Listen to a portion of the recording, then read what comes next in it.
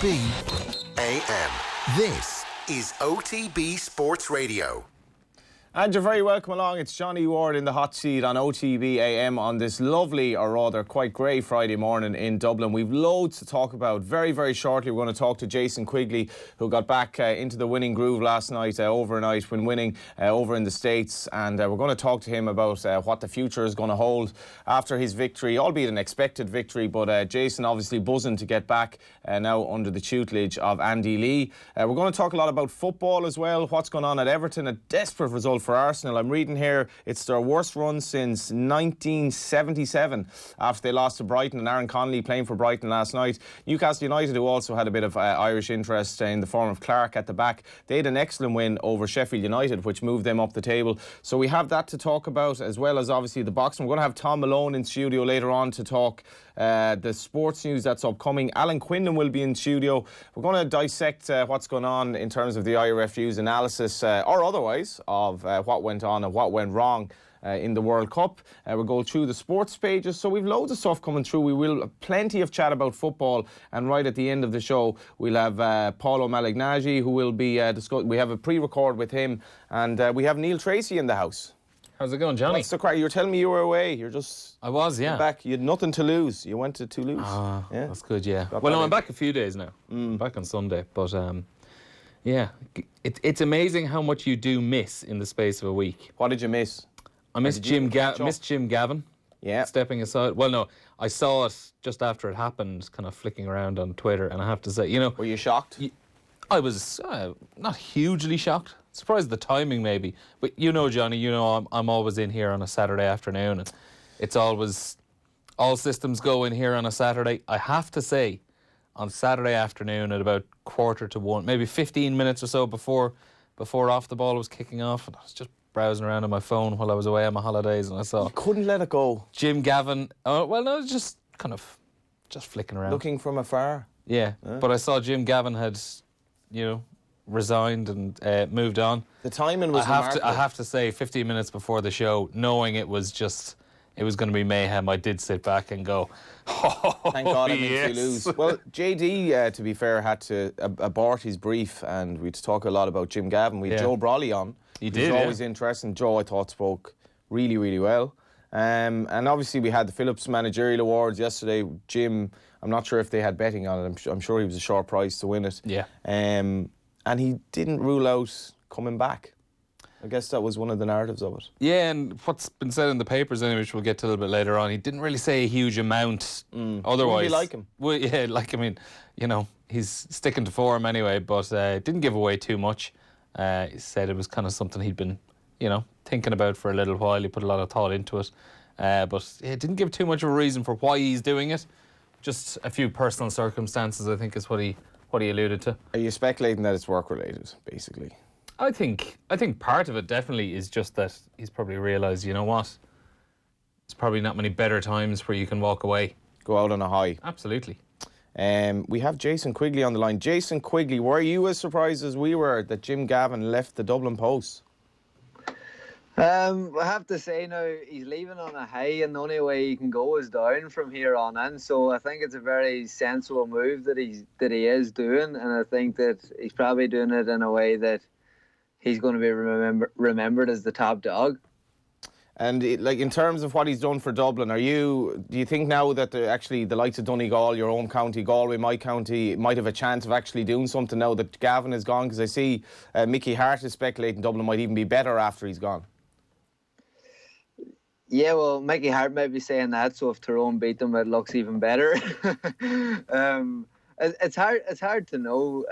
You know, I think that at the end of everybody's reign or their long run that they have, there's always going to come a day where there's going to be a bad performance, there's going to be a slump, there's going to be something, and they are going to be toppled off the top three. And I think that Jim Gavin's got out at the right time now, and I think he has moved away from that possibility of not being able to go on and continue the amazing run that they're doing. But without a doubt, I think that Donegal, obviously, and I'm going to say this, they're a great young team coming through. They have a lot of experience in there. They have a lot of good young players coming through. They're starting to hit a good run now at the minute, and really, really looking forward to the new year for them and seeing what they can produce. Be honest now, after your return to the ring, you weren't expected to be quizzed on Jim Gavin. Definitely didn't expect that question. That would have been last on the agenda, I thought. Right, so you got back to winning Razor. You were fighting a boxer. I guess you were expected to win. How did it go? It was fairly routine in the end. You're fighting Abraham Cordero in California. So I think it was like 1 o'clock Irish time. So I guess boxing fans woke up to the news. Those who hadn't stayed up for the fight woke up to the news that Jason Quigley is back in winning ways and onwards and upwards. But can you tell us how the fight went? Yeah, it was. Look, it was a great fight for me to get back in the ring. Obviously, coming off my last. Oh, I think we've lost Jason. We've lost Jason, so we're going to dial him up again. Looked a bit of a mismatch there in the old photo against Cordero. He's given him 2 or 3 inches, if not more. He certainly did. There we are. I think the real pity is that in the little time we had with Jason, we ended up talking a lot about Jim. Please get him back, lads, because it's like you had 2 questions. It's like, are you really the head of the Quickie Mart? So, Jason, Johnny Dunleavy, who I'd know, the Sligo Rovers player, great mates with Jason. So, if we've time, we could even talk League of Ireland. But I think we will have to get to boxing. You can always work a League of Ireland angle in there somewhere. You got it. Like I've been told by the off-the-ball overlords, we just can't talk League of Ireland much anymore. So, it's coming up. You're to being Christmas. silenced. Yeah, no, it was a really good win from them last night. Just, I imagine, and I'm sure if we get him back in the next minute or so, we can probably ask him, like, I would say over the last few months since that first defeat, there was probably a lot of pent-up anger and frustration and a lot of self-reflection over what could have been or should have been in the last fight, and, just waiting to get back out there, I imagine, is an incredibly important thing for a fighter when you've been knocked back like that, to just get a chance to go back and, go out there and right your wrongs and stuff. And, Andy Lee was on the show during the week, and he was talking about how Jason's at that stage of the career where he's back as well. We haven't, do we? Yeah, I think what Neil is saying there, Jason, is effectively what Chris McNulty, your fellow Donegal man who was over at the fight, he was just saying you were kind of a lot of pent-up frustration and you kind of, I suppose, you got rid of that last night in victory.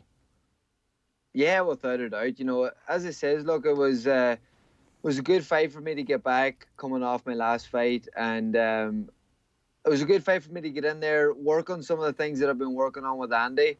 And I had to be patient enough with him for the first round or two, obviously, because he was a tricky enough kind of fighter. He didn't really want to commit too much, but he was still kind of nice and loose, and he threw his shots nice and loosely and everything like that. So it took me around to kind of get the feel for him and everything like that. And once I did, I caught him in the second round. I thought I hurt him, but his eyes and everything were still kind of looking good, and he still looked focused and all with it. And then in the third round, I caught him. I think it might have been a right hook, and I just seen his eyes go spacey. I seen him like kind of looking as what's going on here, and I knew then that I had to put on the pressure, and I did, and I maybe got a wee bit too excited and a wee bit wild at times, trying to go for the stoppage and land the big one kind of too quick, too fast, tried to go for it too much. But as Andy, as Chris and all was saying, like it was a lot of frustration there from my last fight, and a lot of excitement to get back in and get a good one and to get a good statement and everything like that. And my statement was I wanted to get in there and I wanted to stop this guy and push forward and stop it in good fashion. We obviously know your association with Andy has, it's fairly, I suppose it's still in its infancy, it's relative infancy, but did he kind of inculcate confidence in you going into the fight, and what's your relationship been with Andy so far? We have him regularly on the show here, and obviously speaks very highly of what you still have to offer. Yeah, and we all know, and you just know Andy chatting on the show and everything like that. He's very calm, cool, collected, and he brings that into the change rooms as well, and even into the corner and between the rounds. He's very cool, calm, collected, and puts his point across nice and controlled, and helps the boxer listen better, because when you're in the heat of the moment and rounds could be getting tough and hard and things like that, there you need somebody to go back into the corner and calm you. Not going all not going all mad and everything as well along with the fight. And Andy's very good like that, and his presence in the gym as well, all that there kind of effect comes off onto me, and he's instilled a lot of things in me at a very early stage that we're working on at the minute. You know, I've only really been working maybe the guts of 2 to 3 months together, and I have to say it has been every session in the gym's a real learning session with them, and it's so enjoyable getting in there because you're always learning something new, you're always working on something new, and it's great. So it is, and I really enjoyed the whole build up out here with Andy in California. The preparations, everything like that, it went very, very well, and we're delighted to get the ball off, the ball running now for the first one. We spoke about this beforehand, Neil. Like, Andy could just have something about him here as a coach. Yeah, and I was thinking as well, Jason, like, I mean, when Andy had his first fight, it was kind of along the same lines developmentally as you probably would have been in your career. I think it was even, you know, you would have had the same record up until that first defeat. Has he been good even just kind of with the mental tips and stuff like that for getting back on the horse and getting back going again? Yeah, without a doubt, because you can even sense it. Like, some of the things that Andy's been telling me, obviously I related to them very much, and then I understood a few things that he was saying, like, you know, in the changing rooms, walking to the ring, the little thoughts of your last fight can come back into your head, you know what I mean? And that's the last thing you want to be thinking about, walking into the ring for your next fight. But these wee things come along and you have to deal with them, and getting in there and getting a good victory and getting the stoppage won, those are the types of things that gets those doubts and thoughts out of your head. How are you feeling, I suppose, as well? I mean, what's a good age for a boxer? Where are you at in terms of obviously in your, what are you, 28 now? Yeah, 28 years of age now. So is that back on track, or is this kind of going to be the start of a rebirth in terms of your career? Yeah, well, I'm 28 years of age now. Obviously, came off my first defeat. I'm back now to winning ways. And as Andy has been saying a few times on the show and everything as well, you're 2 or 3 fights away from a world title fight or a massive fight to get yourself into a world title fight. And that's the special thing about boxing. You know, people can get a defeat, but within 1 or 2 fights, they can be right back up where they were in the beginning.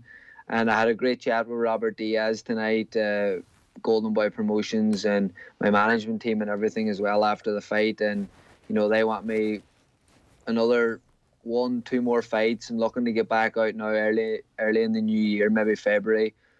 Coming out to LA in January for a month's training camp here with Andy and Paddy Donovan as well. And we're going to push forward now and get those 2-3 fights and push on then for the world title. That next fight, is that looking to be a bit closer to home maybe, do you think? I'm not too sure. I just got told that they're going to get me back out in February. That's as far as I know, and I've only found that out myself about an hour or 2 ago. So that's good fresh news for you there, lads. Yeah, and the Jim Gavin stuff. But can you just explain that? Because, like, I guess there was a debate as to where you should be boxing. Like, was it the logical step to be over in the States, or was it more logical to be sort of coming back here? But you're not really sure where it's going to end up.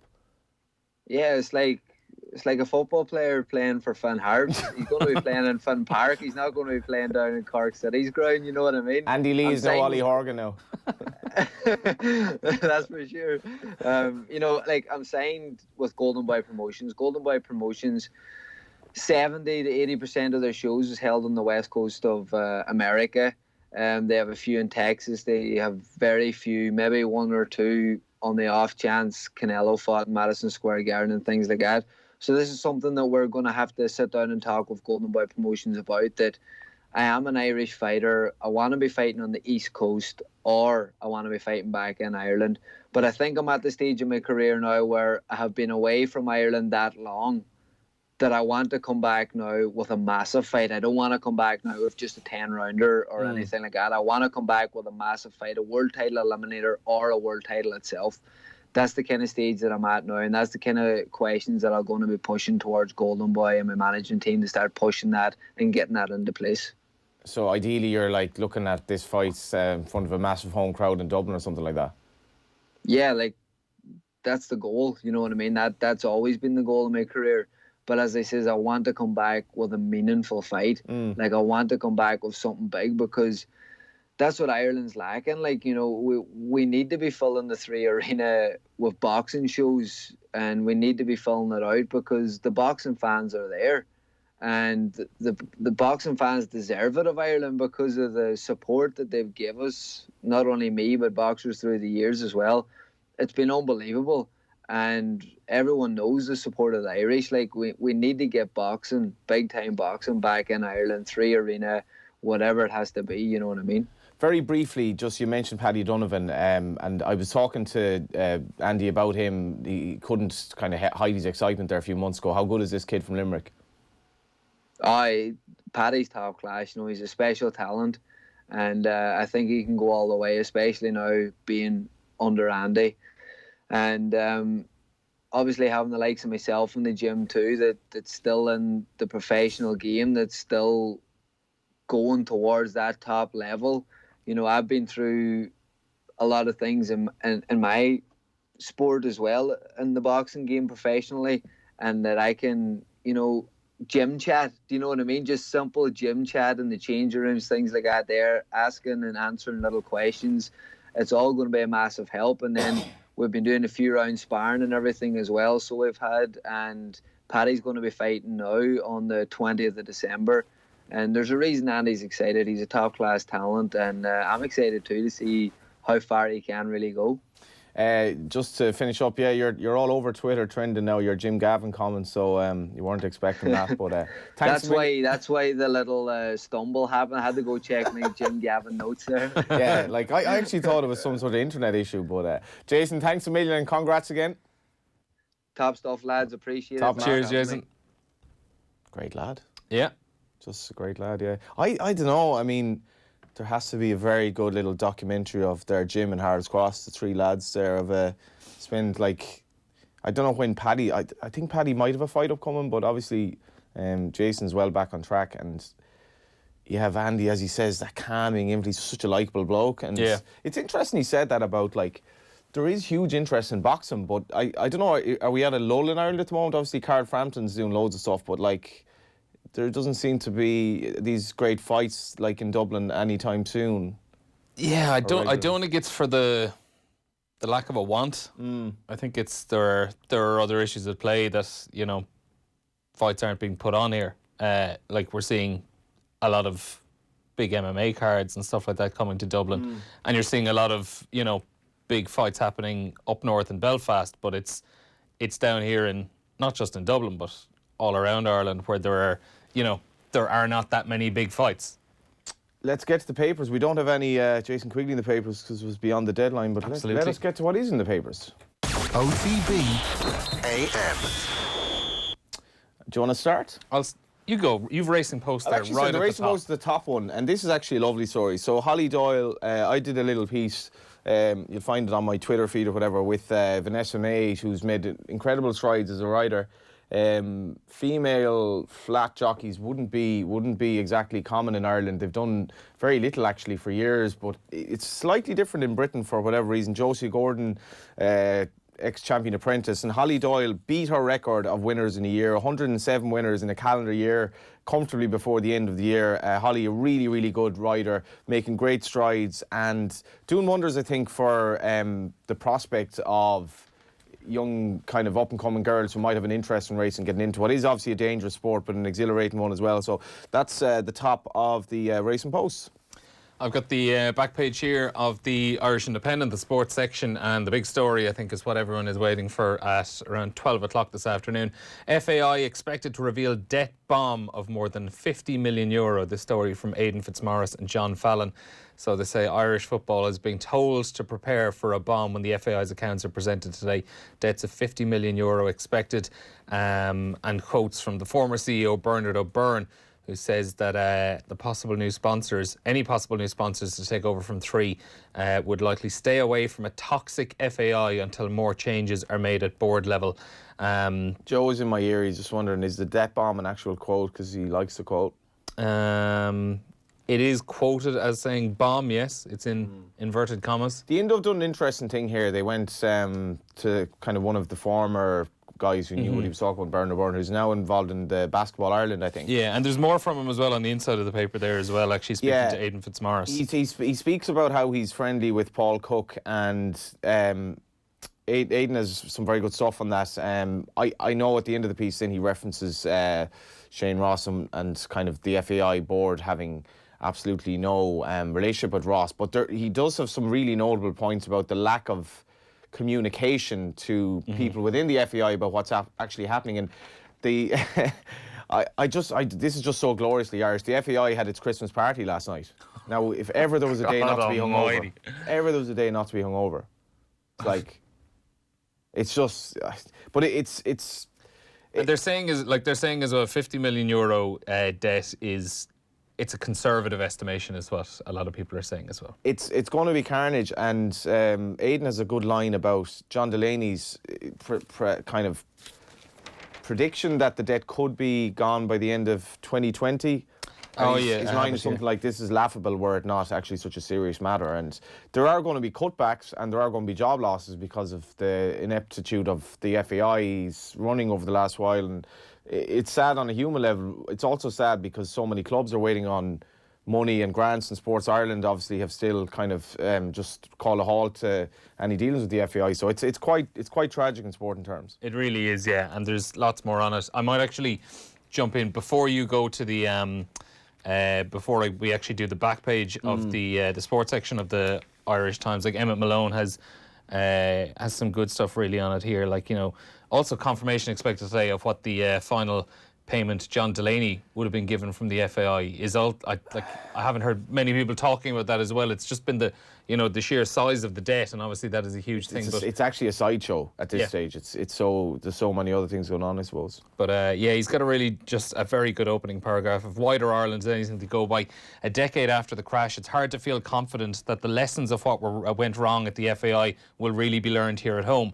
But they may well be taught the world over. Lecturers in law, business or sports governance might construct entire courses around the mismanagement of football's governing body during the past decades or more. Students in turn will be amused, amazed and horrified by the tales of ineptitude, denial and excess.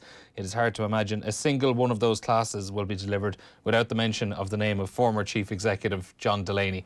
That's from Emmett Malone in the Irish Times this morning. Without proposing the notion in any way, shape or form that journalists had an agenda in this, because they didn't.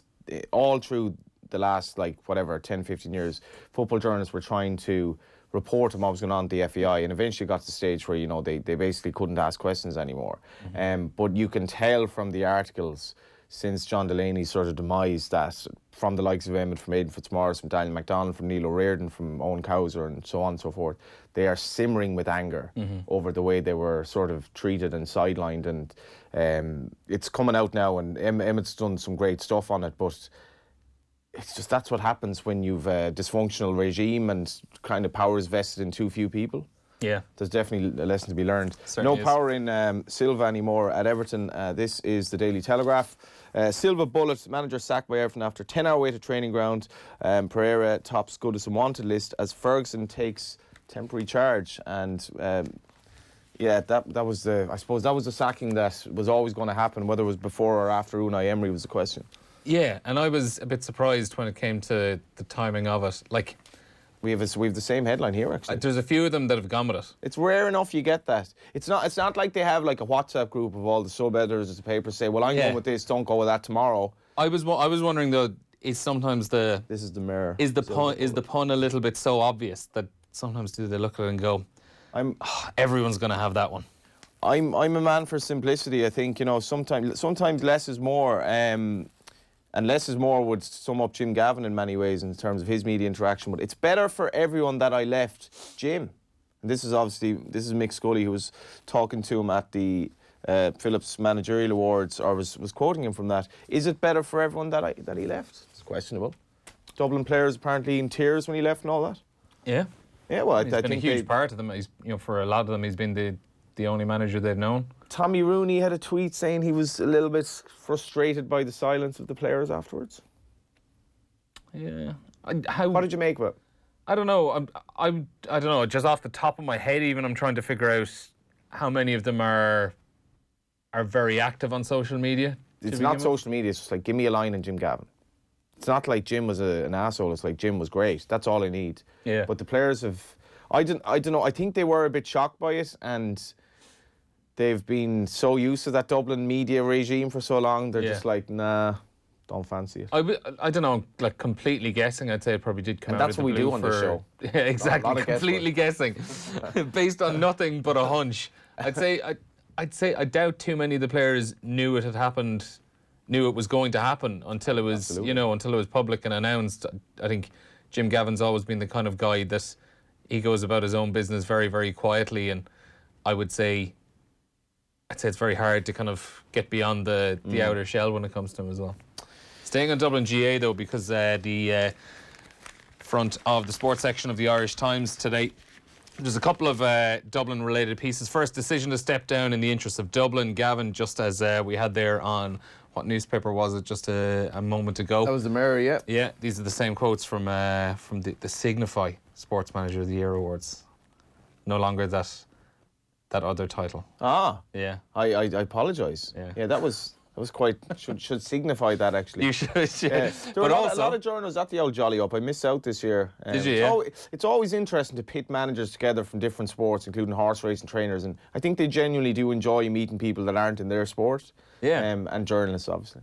But also as well over on the left-hand side, Gavin Comiskey writing, Costello questions standards at RTE. So John Costello, the Dublin GA chief executive, has questioned the standards and editorial choice adopted by RTE's primetime show in the immediate aftermath of the capital football team clinching an historic 5 in a row of All-Ireland titles. In his wide-ranging annual missive, he addresses primetime, suggesting that due to Dublin's abundant resources of population and sponsorship, there will never again be real equality in the game.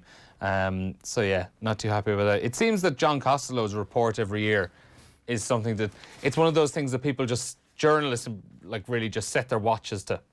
It's like the bishop and the priest in the pulpit. He's going to be giving out about something. See what John Costello has to say this year.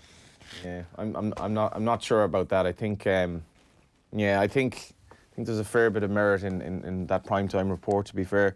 Here is the Irish Daily Star. Goodbye. I don't get this, actually. Goodison, is it? Or Goodison, that's it, yeah. It's tame. I'm not mad on that one now. It's gone from bad to worse. Arsenal's worst run since 1977, 5 years before I was born. Back in the days of proper football, terraces and, just working class people watching players getting a working class wage, more or less. But there you have today's modern player, David Luiz, reacting angrily, and Lundberg hasn't gone great for him so far, and obviously then Silva axed as Everton look to Moyes. Jim rules out going elsewhere, and then we should mention this as well. Duo slam headline: Chris Smalling and Romelu Lukaku have slammed Italian newspaper Corriere dello Sport for labelling their upcoming reunion tonight, Black Friday. I mean, how you can justify it is. I've been to Italy many times. Like, it's just their attitude to this stuff is. I don't know. I mean, it's just how they thought that was a good idea. Yeah. I think they've kind of doubled down on it as well. They have, which does that make it? I don't know. There's a lot. Leaves a lot to be desired. Their attitude towards racism in that country. Absolutely. Silver Bullet that's 3 for Silver Bullet. Oh, we got 4 there. Silva. We have another one just they there didn't down have below. The WhatsApp group going. They certainly did. This is on this is the Guardian, I think. Yeah. So Silver Bullet Ferguson steps up after Everton put manager out of Goodison misery. I am kind of looking forward to seeing Duncan Ferguson as a Premier League manager, I have to say.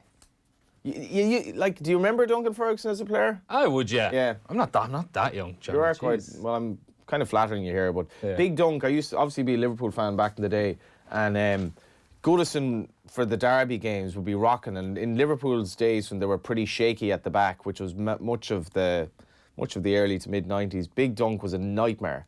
And... this notion, you see him on the pitch and he would strike fear in you. Apparently he's a great bloke. He does lots of good stuff off the pitch and very, very much respected, and old style forward with a good left foot, but impossible to deal with in the box. It would have been absolutely... imagine how much fun it would have been the other night, Duncan Ferguson managing Everton, the Merseyside derby at Anfield. I don't know. I suppose the chasm is so great at the moment, it might have been... Like, if you had an Everton team that could challenge Liverpool made, 5 or 6 changes? Actually, I put it to you, Neil Treacy. Let's go for it. Jonathan Higgins of our stable, he said, like, he was making the point about Salah being dropped. He was like, what would have happened if Salah had been dropped earlier this season? Would Liverpool be doing even better? Because Origi was very good the other night. Salah's been poor. He's not himself. How much, like... Everton were crap as well, obviously. Yeah, but I mean, like, even if Liverpool were to have been better, it's just better in terms of, like, goal difference, isn't it? There aren't many games they would have won because they've won nearly every game. They might have won all but one of them. Yeah, maybe you're talking Salah Champions was League and stuff. poor in both Napoli But games. if you're talking Premier League, like, I mean, they would only be 2 points better off at a maximum. I'm going to say this, and I think the love-in for Salah masks how badly he's been playing in many games over the last season and a third.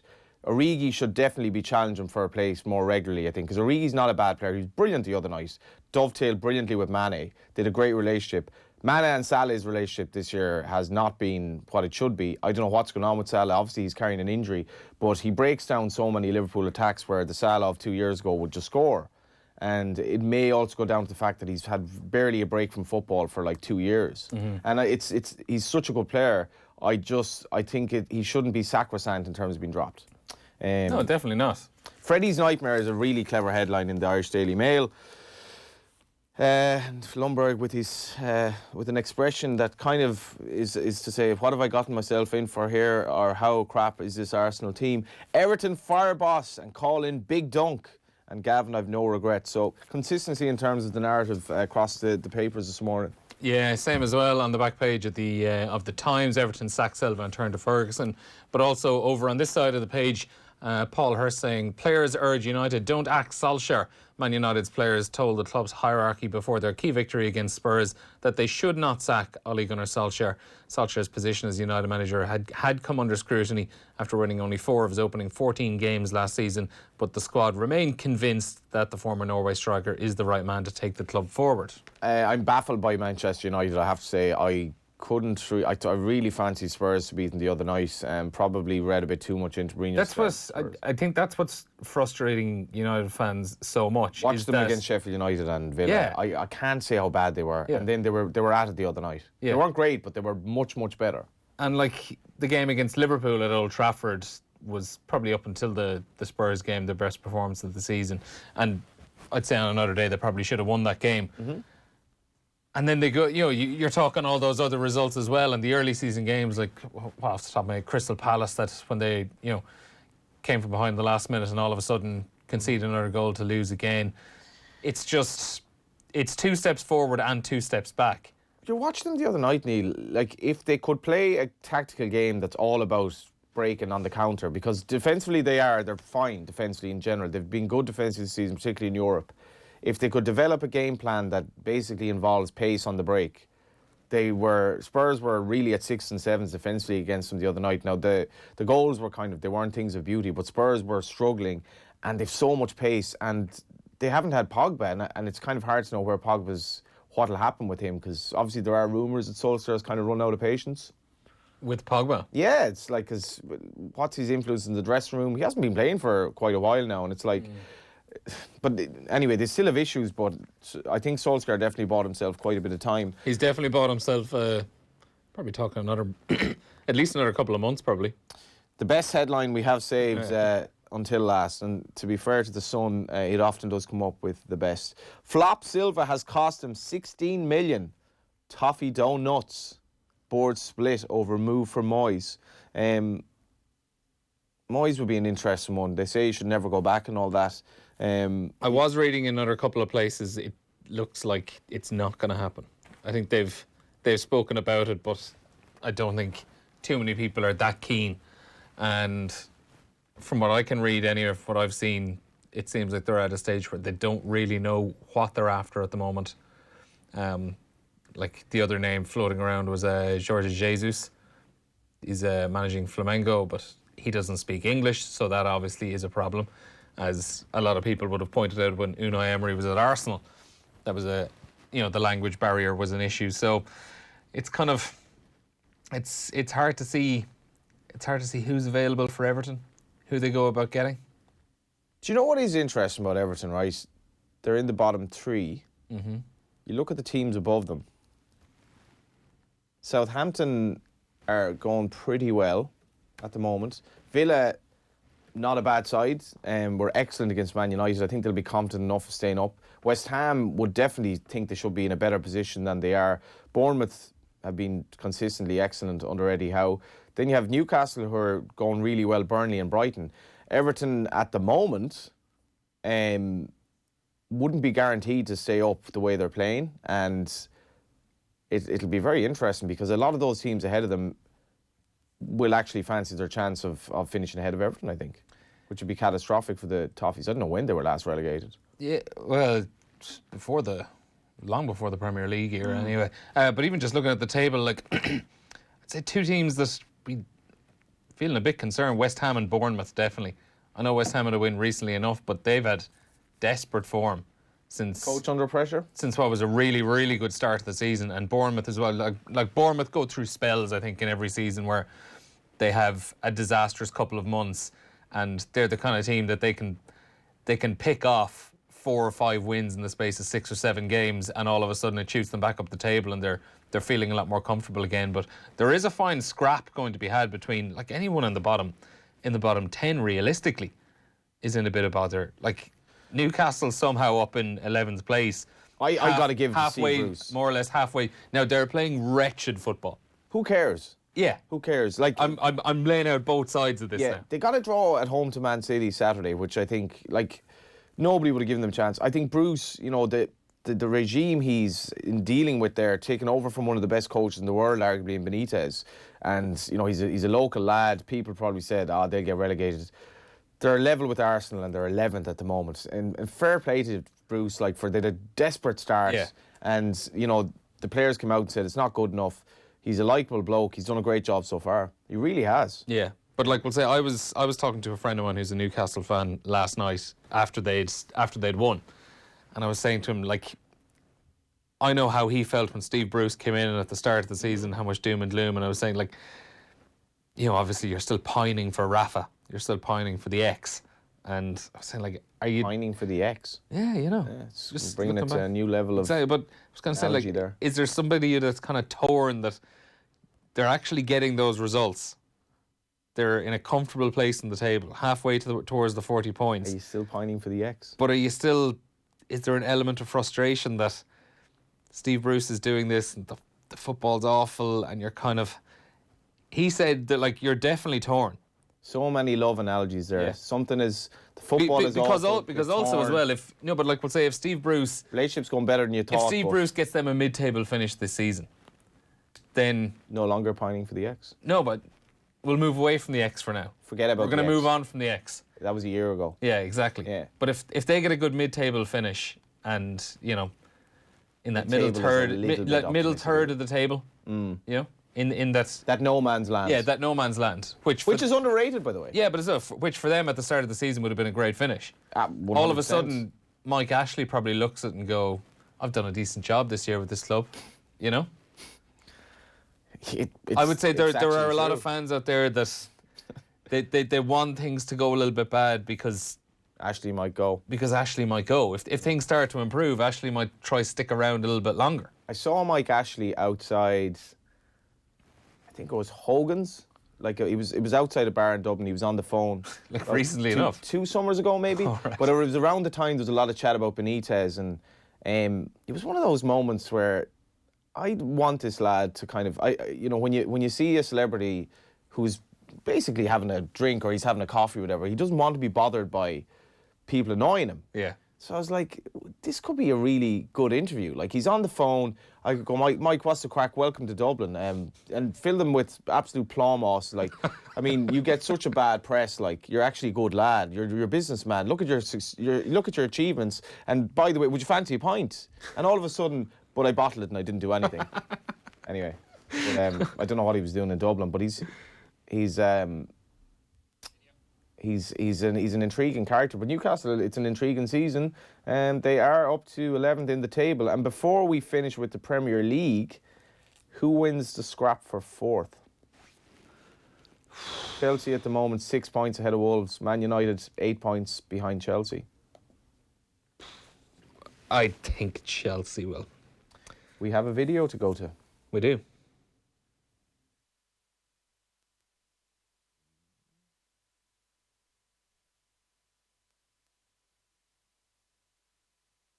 OTB AM on OTB Sports Radio, Ireland's first and only sports radio station. Off the ball. Oh wow, this is aggressive. I'm watching off the ball. I'm Scottish. I've seen on YouTube. We met a South African last night and he was there. He knew that Dublin won 5 in a row because he watched us off the ball. He really, and he lives in Thailand. I've watched off the ball on YouTube. The good boys. We love you, we love you, we love you, and everywhere we follow, we follow, we follow. We absolutely love it. Off the ball. This is OTB Sports Radio, Ireland's first and only sports radio station. From true crime believers to science and business achievers, sports, arts and comedy to the latest entertainment wannabe. Get political, get healthy, get educated. Get all your favourite podcasts on Go Loud. Download the Go Loud app now or add us on your smart speaker. Go Loud. Podcasts, radio and music to your ears. OTB AM. The way they're playing, they're not going to let it go. Yeah. You know, and again, see, that's new to them. In Manchester City's place, they've won it for the last 2 years, and you know they won the last 5 trophies apparently in the domestic leagues and cups. And I think when you do that, it is hard to maintain it unless you're introducing new players. You know, if you go back to the old times with Liverpool, with Kenny Dalglish and Hansen and Graham Sinessa, nearly every year when they were winning regularly, they'd had 2 players to it. You know, City haven't done that. They brought Rodri during the close season. But if you look at the transfer situation over the last 2 years, they haven't changed the team much. You know, I think they should have bought, like, say, 2 or 3 players this season or every season. And like Liverpool still have that hunger. You know, they haven't won the league for a long time. They have the hunger to do it. And City haven't quite got that hunger, in my opinion, this year. Mainly, I think, because, well, they won it last year and they won it the year before and they won domestic trophies. So Liverpool, I don't think, will lose it with a lack of attitude. Daniel Harris is on the line. How are you, Daniel? I'm good, thanks. You all right? Not too bad, actually. Neil Treacy, just as we were listening to John Giles there, he made the point, since Mourinho has left, Man United have literally gone full circle. And anyone who's listening in but not watching, I'm making a circular motion here. So they've gone from, like, the massive high of Solskjaer's first 8 odd games, then they were absolutely terrible, and now they're kind of Mourinho-esque okay again. Discuss. Yeah, I mean, it's funny because there are lots of criticisms that you can make of Solskjaer, mistakes he's made that he shouldn't have made, and perhaps players he's bought and the way he spent the money. But when you judge him, you have to bear, I think, 2 things in mind. One thing you have to remember is that he's not a particularly experienced manager. And in the way of a young player, you allow them to make mistakes and they get better, then they make mistakes, then they get better, and eventually you end up with a finished product. And it was never likely to be the case that Solskjaer was that finished product. There's a pretty good chance that he's not good enough to manage Manchester United. He's not the man to manage Manchester United. Of the 7 billion people in the world, most of the people aren't the right man to manage Manchester United. So the idea that a guy who also happened to score the goal that won the treble and be this great fan favourite is also a brilliant football manager just seems ridiculous. So the chances are he's not the right man, but you have to allow him to learn on the job because he isn't the finished article. I think the other thing that people have to bear in mind is that he's also had quite a lot of bad luck as United manager. If you think about just this season, he's basically not had Pogba almost the whole season. And Pogba is his best player by far. He's not had Martial, who was someone who he was relying on. I mean, that itself sounds ridiculous, but someone who he was relying on for quite a lot of the season. As soon as Martial came back and United started to play a bit better, McTominay, the one midfield player he can't do without, then he got injured. But when he's had most of his good players available, so the 2 games against Chelsea, the game against Tottenham the other night, you've actually seen a team that looks like, with a couple of signings and with some improvements, might actually turn into something worth talking about. Daniel, just to go back on something you said early on in that point there, you mentioned how, like, Solskjaer coming in, he has to learn on the job. We're almost, like, coming up on a year into it now. In your opinion, how much have we seen him actually learning on the job? What do you think we have seen him learn? I think that he's got quite a good idea of who the good players are. And I think he actually sussed that out pretty quickly. He started off playing a sort of a 4-2-3-1. Now he's playing what looks more to me like a 4-3-3, and I think that is the best way of getting the most out of his players. He learned that Marcus Rashford, and I mean, I say he learned as though this was something that I knew. It wasn't something that I knew. I thought Marcus Rashford was a centre forward, but we're watching Marcus Rashford play now, and it's actually pretty clear that he's a wide attacker off the left. So he's learned that. He decided that was how he was going to play at the beginning of the season, and that's working pretty well now. He had to play Marcus Rashford on through the middle when Martial was injured. That didn't work so well, except he didn't have to do that when Martial was injured, and I think that's one of the mistakes that he made. And something that perhaps he's learned is that if you look at the game on Tuesday, he played Mason Greenwood through the middle, and that kept Rashford where he's most dangerous. And Mason Greenwood is a centre forward, and he looks like he's someone who's ready to damage Premier League defences. So it was actually a bit odd. Before the game against Tottenham, Solskjaer said to Amazon, gosh, what a ridiculous sentence that is. Solskjaer said to Amazon that he'd like to order some books, but could he cancel his Brett anyway? That he's been looking forward to the opportunity to see Greenwood play centre forward against the Premier League defence. And I was kind of sitting there watching it, like shaking my hand, shaking my head, shaking his neck, because when Martial was injured, he steadfastly refused to play Greenwood almost at all in the league, never mind through the middle. And by playing Greenwood through the middle, I thought we could see that his movement was excellent. He gave options, he showed for the ball, he held up the ball better than I feared that he might. And now I hope that he keeps his place for the weekend and beyond that. You're doing an awful lot of shaking there, Dan. He's just thinking about Amazon. Yeah. That's why we like going. That's the nature of football. It's you have no control over something to which you have ascribed this ludicrous value in your pathetic little life. See, we can all relate to this in that, like, basically, it's the great triviality sports. There's an awful lot of crap going on in the world. And instead of talking about the Amazon rainforest, we're talking about Solskjaer giving a comment to Amazon. Yeah. On a Friday morning. It's in equal parts the most and least important thing in the world. It is the most important for the next hour and 10 minutes anyway. But Daniel, like this, and I mean this, Man United looked like a team at times the other night. Spurs were in ribbons trying to deal with their pace. Has he stumbled on a formula with McTominay in that midfield that he's got a pace-driven team that's going to hit teams on the break, or are we going to limp into another kind of period of good result, bad results? I don't think he stumbled upon it. I mean, I think what we're seeing now is probably quite close to what he planned. But I do think we will probably see good performances and bad performances, partly because he doesn't have any strength. There are a few players he just can't afford to lose, and it's unlikely that these players will be able to sustain their top form throughout a whole season. And he also, I don't think he particularly wants to be a counter-attacking side. I just don't think he has that many options because he doesn't have the players in midfield to outpass all the teams in the league. So I think that by their nature, United are a counter-attacking side because that's something that they can do, that if they do it well, it's very hard to defend against. But in terms of dominate against City tomorrow, you're not going to see United suddenly dominate the possession because teams tend not to do that against City. I mean, Chelsea did it the other week, but I think that was the first time in 2 years or something that anyone had done that. So I wouldn't expect to see McTominay, Fred, and whoever the third man in midfield is dominate the ball.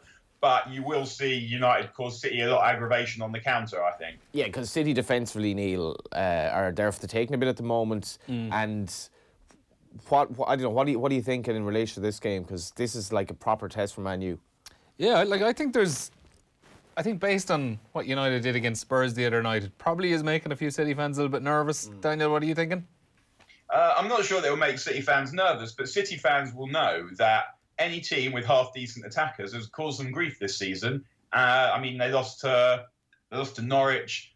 They've been caused grief by Chelsea. And United have attackers that are at least as good, if not better, than what those teams have. And they're very good on the break, and they probably have a bit of confidence now. So they know that any team that can get at their defence will cause their team trouble. And the reality, though, is that's sort of been the case for 2 years. Any team that can get at City's defence can cause them trouble. It was the case when Guardiola was at Barcelona as well. The difficulty was actually getting to that point where you're anywhere near their defence. And City haven't been keeping possession as well. They haven't been pressing as well. They haven't been running as hard. So they are more vulnerable than they have been. But their best is still probably the best of any side in the world. So it does depend not just on how well United play, but probably depends quite a lot more on how well City play. If City turn up and they play 90%, then you'll probably see them win by a couple of goals, because you'd see them do that to most teams in the world. What percentage are they playing at the moment, do you think, City? I didn't see them against Burnley the other night, but apparently they were really good. I saw them against Chelsea a couple of weeks ago, and that sort of seemed to be the start of them warming up. And they played at about 30% for most of the first half, and 70%, I would say, was enough to beat Chelsea from behind. So that tells you how high City's top level is, because Chelsea are a decent team, and City still beat them from behind without playing particularly well. But as you say, there are some vulnerabilities there, and United definitely have the means to exploit those vulnerabilities. The problem for United now is, after spending the first few months of the season struggling to score goals, they're now struggling to keep them out. And not just struggling to keep them out, but struggling to keep them out at the right times. So it's all very well conceding relatively few goals, which they've still done. But if you're conceding 1 in every game, rather than scoring 4 and conceding 2, then winning a game 1-0, that is problematic. And that's what they're doing. They're not keeping any clean sheets. And as long as you do that, then you'll struggle to win games against good teams. Obviously, Alex Ferguson detailed this getting Liverpool off their perch when he took the job, which he more than succeeded in, such that for, 2 decades or thereabouts. There's Sir Alex, who was at the game the other night. For pretty much all of his reign, Liverpool were subservient to Manchester United. That is overwhelmingly no longer the case. What's the attitude to Manchester United? What's the attitude among Manchester United fans now towards the title race that they've no involvement in? They're looking at Liverpool ghosting into a 12-point lead, City 13 points behind. Have they come to this acceptance that Liverpool are just a phenomenally good side and they are going to win the league, and we're miles off it? Well, I mean, I can't speak for everyone. I can only speak for myself. That for me, I was kind of torn this season anyway. At the beginning of the season, obviously, you think, well, one Liverpool City is going to win the league. And it would be nice when each season as a United supporter doesn't start with damage limitation and making these ludicrous deals with yourself about the different kinds of awful that you're prepared to accept. For me, at the beginning of the season, I probably would have preferred Liverpool to win the league than City, on the basis that I grew up with Liverpool winning the league. I know what Liverpool winning the league is. And they've gone well beyond United's 26 years without a league title, and it's going to happen at some point. So if Liverpool win the league this season and City don't win the European Cup, then it sort of closes, in my mind anyway, it sort of closes the debate about who the best team is of the Premier League era, and it isn't going to be City, because if they only end up with this team wins 2 league titles and no European Cups, then to me that compares unfavourably with 2 of Fergie's teams that have won 3 league titles in a row and a European Cup to go with it. So I guess the pact that I had made was that actually I would prefer United maintaining that status and Liverpool winning the league than City winning the league. But, I mean, ultimately, I think it would be nicer if it was perhaps a bit closer, so that one of them suffered heartbreak at the end. But then I guess one of them suffers that kind of elation at the end as well. So, I mean, we're not talking about anything good here. It's like the death penalty or a life sentence. Yeah. These are the ludicrous deals we have to make with ourselves. I mean, we got a guy on, a purported football expert this morning, Daniel Harris, who admitted to making a deal with himself before the start of the season. We just get it. We get it all here in OTB AM. Final question for you, Daniel. You would have been familiar very much with the Moyes reign, which was the first, I suppose, post-Fergie management of many that would be deemed failures since Fergie left. But there's obviously talk from going back to Everton. What are your thoughts? That would make me laugh, I suppose, because the last game of definitely make me laugh. The last game of Moyes manager at United was at Everton, and the Everton fans were singing "Stuck with Moyes, Man United," which was funny. I mean, I appreciate because it was that when you know that a manager is gone and you want the manager to be gone, there's an element of inner peace at how bad the team are. So when United went to Everton that day, and basically poor little Juan Mata tried quite hard, and the rest of them barely moved, and we were kind of standing there thinking this is absolutely horrendous.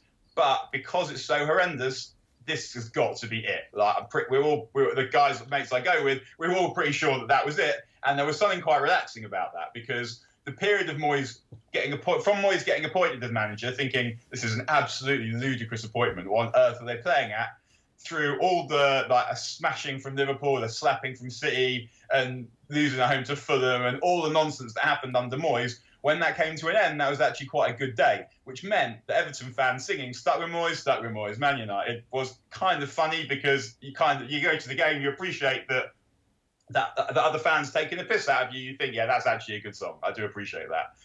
But the opportunity to laugh about it all these years later, how many years later? 5 years later, would be enjoyable. So I would be pleased for that to happen. I think Everton would be absolutely off the wall to do it, which is one of the reasons I would be extremely unsurprised if it happened, because that's the kind of thing that Everton do. So, I hope that happens. But if I was an Everton fan, I would be fervently hoping that doesn't happen. What's your prediction for the City United game? Oh, gosh, don't do that to me. You're trying to make me ruin my day here. I guess I would probably, if I was being honest, I would probably take City maybe 3-2 or something. Good game. But yeah, what will actually happen is United will win 17-0. Well, that's just beautiful, Daniel. Have a lovely weekend. You too. Shabbat shalom. See you in a bit. Yeah, we've spoken about inner peace, making a deal with yourself, pining over your ex. It's only 8:30. Yeah, this has been an emotional morning. I do like the boy Harris. It's about to get more emotional as well, because we're going to get into the proper debate. The proper debate. We're moving on to our sporting moment of the decade. An intriguing tie. We have Brady's feel-good header against Michael Conlan, calling out corruption at the core of Olympic boxing. Who could forget? But here is a reminder of what it sounded like when Brady stuck the ball in the Italian net. Well, is that it? Have we seen the moment pass? When it might have happened, let's hope not. Houlihan. Oh, Robbie Brady, you hero! We thought we'd missed our chance. We're heading to the last 16. France, bring it on Sunday. What a cross from the right-hand side. And Robbie Brady gets between the defence and heads it past Sirigu. What a moment. What a goal. We're heading to the knockout stages. And don't Ireland deserve it? They've been brilliant tonight. They have killed this really poor Italian side. They've been all over them. We thought our chance was gone. Wes Houlihan, he didn't deserve to be the villain of this tournament. And Robbie Brady has got Wes, he's got Ireland, he's got all of us out of jail. We are surely going through to the last 16. I'm really annoyed with myself, because I made a point of looking up something here. When I was going to bed last night, I was like, right, because I've quite a strong... we're on air right now, Johnny, Yes. Okay, so this is fine. Discuss, for a start. That goal, that moment? Discuss, because I'll make it very, very... This is going to work out perfect. It's a little bit of a lastminute.com job. It's going to work out absolutely perfect. Will I just go with it? Okay. This week was Paul Mcgrath's 60th birthday. My father rang me. He said, "Do you know whose 60th birthday it is today?" Paul Mcgrath was an absolute legend in our family, and that of many. Growing up in Ireland, rural Ireland, be it wherever you were, and Paul Mcgrath's performance in 1994 against that Italian side, Ray Houghton put the ball in the Italian net and all that, was one of my abiding sporting memories. I can not remember much about Robbie Brady's that particular win. And the reason I think, and the anniversary of this came up, I remember, during the year, and I was like, the fact that we're still talking about this game shows how bankrupt in terms of ambition we are as a football nation, because this was the equivalent of beating a horse who didn't want to win, essentially. And I put it to you, this is the Italian team in 1994. Pagliuca, Costacurta, Maldini, Baresi, Tassotti, Albertini, Baggio, Donadoni, Avani, Baggio, Giuseppe Signori. This was the Italian team that played Ireland that night in the Robbie Brady goal. Sirigu, Schilio, Ogbonna, Zaza, Fiorenzi, Motta, Thiago Motta, Immobile, Sturaro, Barzagli, Bonucci, and Bernardeschi. They didn't exactly roll off the tongue. Like, who are... Now, I should know more about this. The bench was Buffon, De Rossi, Chiellini, and so forth. I get what you're saying. I do get what you're saying. But, like, the Robbie Brady goal, we're not comparing that to Ray Houghton against Italy in 94. I don't think many people are. We were in this was the first... Was this the first Euros, the first expanded Euros? Yeah, yes. So, obviously, like, they give you every chance to progress, and even though we finished third in the group now, we've gotten the potential of the playoffs and so forth. We might well progress to play in Dublin next year. My problem was I don't remember that much about the game, apart from the fact that Wezzo had to kind of make up for his miss by putting in that outrageously good ball for Robbie Brady. But, like, the Italians that night, like, the team they had out and their attitude in the game, it was a typical Italian. They just didn't really care. They didn't really care. So we kind of had a free shot at a team that was already qualified and ultimately didn't care. And as much as the Martin O'Neill era became horrible to watch, and some of our football in that tournament against Sweden and Italy wasn't bad, we went out in reasonably honourable terms or whatever. It's like it just shows that we celebrated that so much. Yeah, like, I don't know. I think it's the specific elements of that moment. This was amazing. Yeah, exactly. All the we have of Robbie with his family. I think if Robbie Brady had scored 15 minutes into the game and Ireland went through the motions and held on and got the win that they needed to go through, we would have been saying, God, that was a great night. But I don't think it's something we would have been talking about as one of the absolute great moments of the last 10 years. Mm-hmm. But I think the fact that it was, from speaking to people who were there, the atmosphere in Lille, the emotion, a closed-roof stadium, an arena stadium, Ireland having absolutely battered Italy from start to finish and just couldn't get the breakthrough. Wes had the chance. It was an absolute sitter, and you were thinking that was the chance. Chance is gone. That's it. That's gone. And I missed Robbie Brady's goal, because I was looking over at my dad. It was myself and my dad watching it in the living room. I remember it well.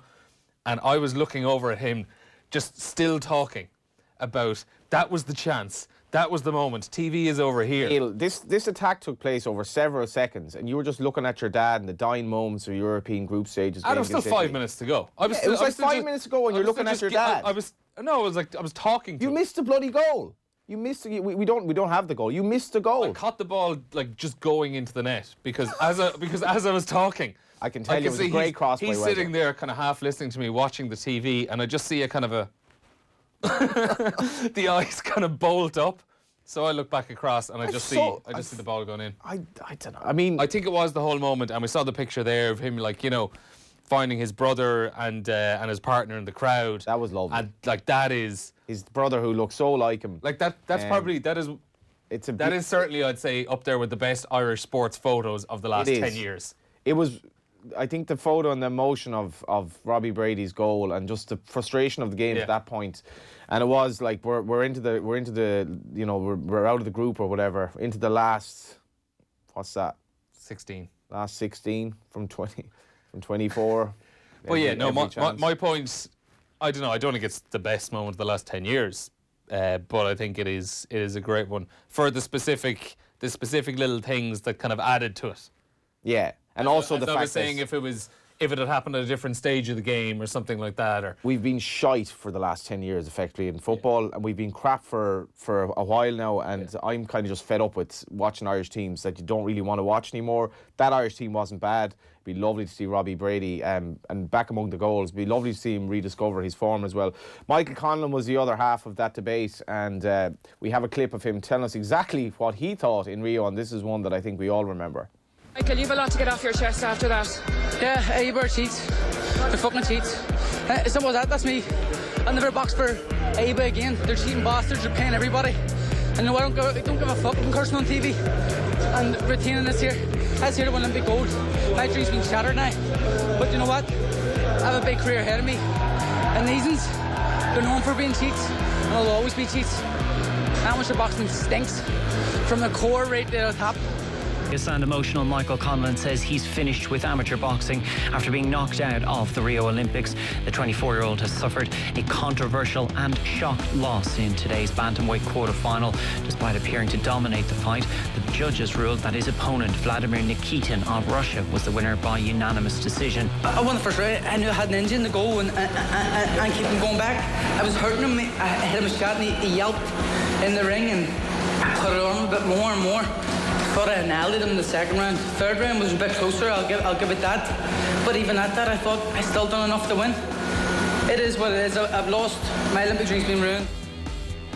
I did 4 years in journalism in DCU, and I don't really remember any of it, but I was like, what, can I say shite this morning? And I was a little bit wary of it, and then they played that Michael Conlan clip. Like Lads, it's 25 to 9 in the morning. That's a lot of expletives. He wasn't happy.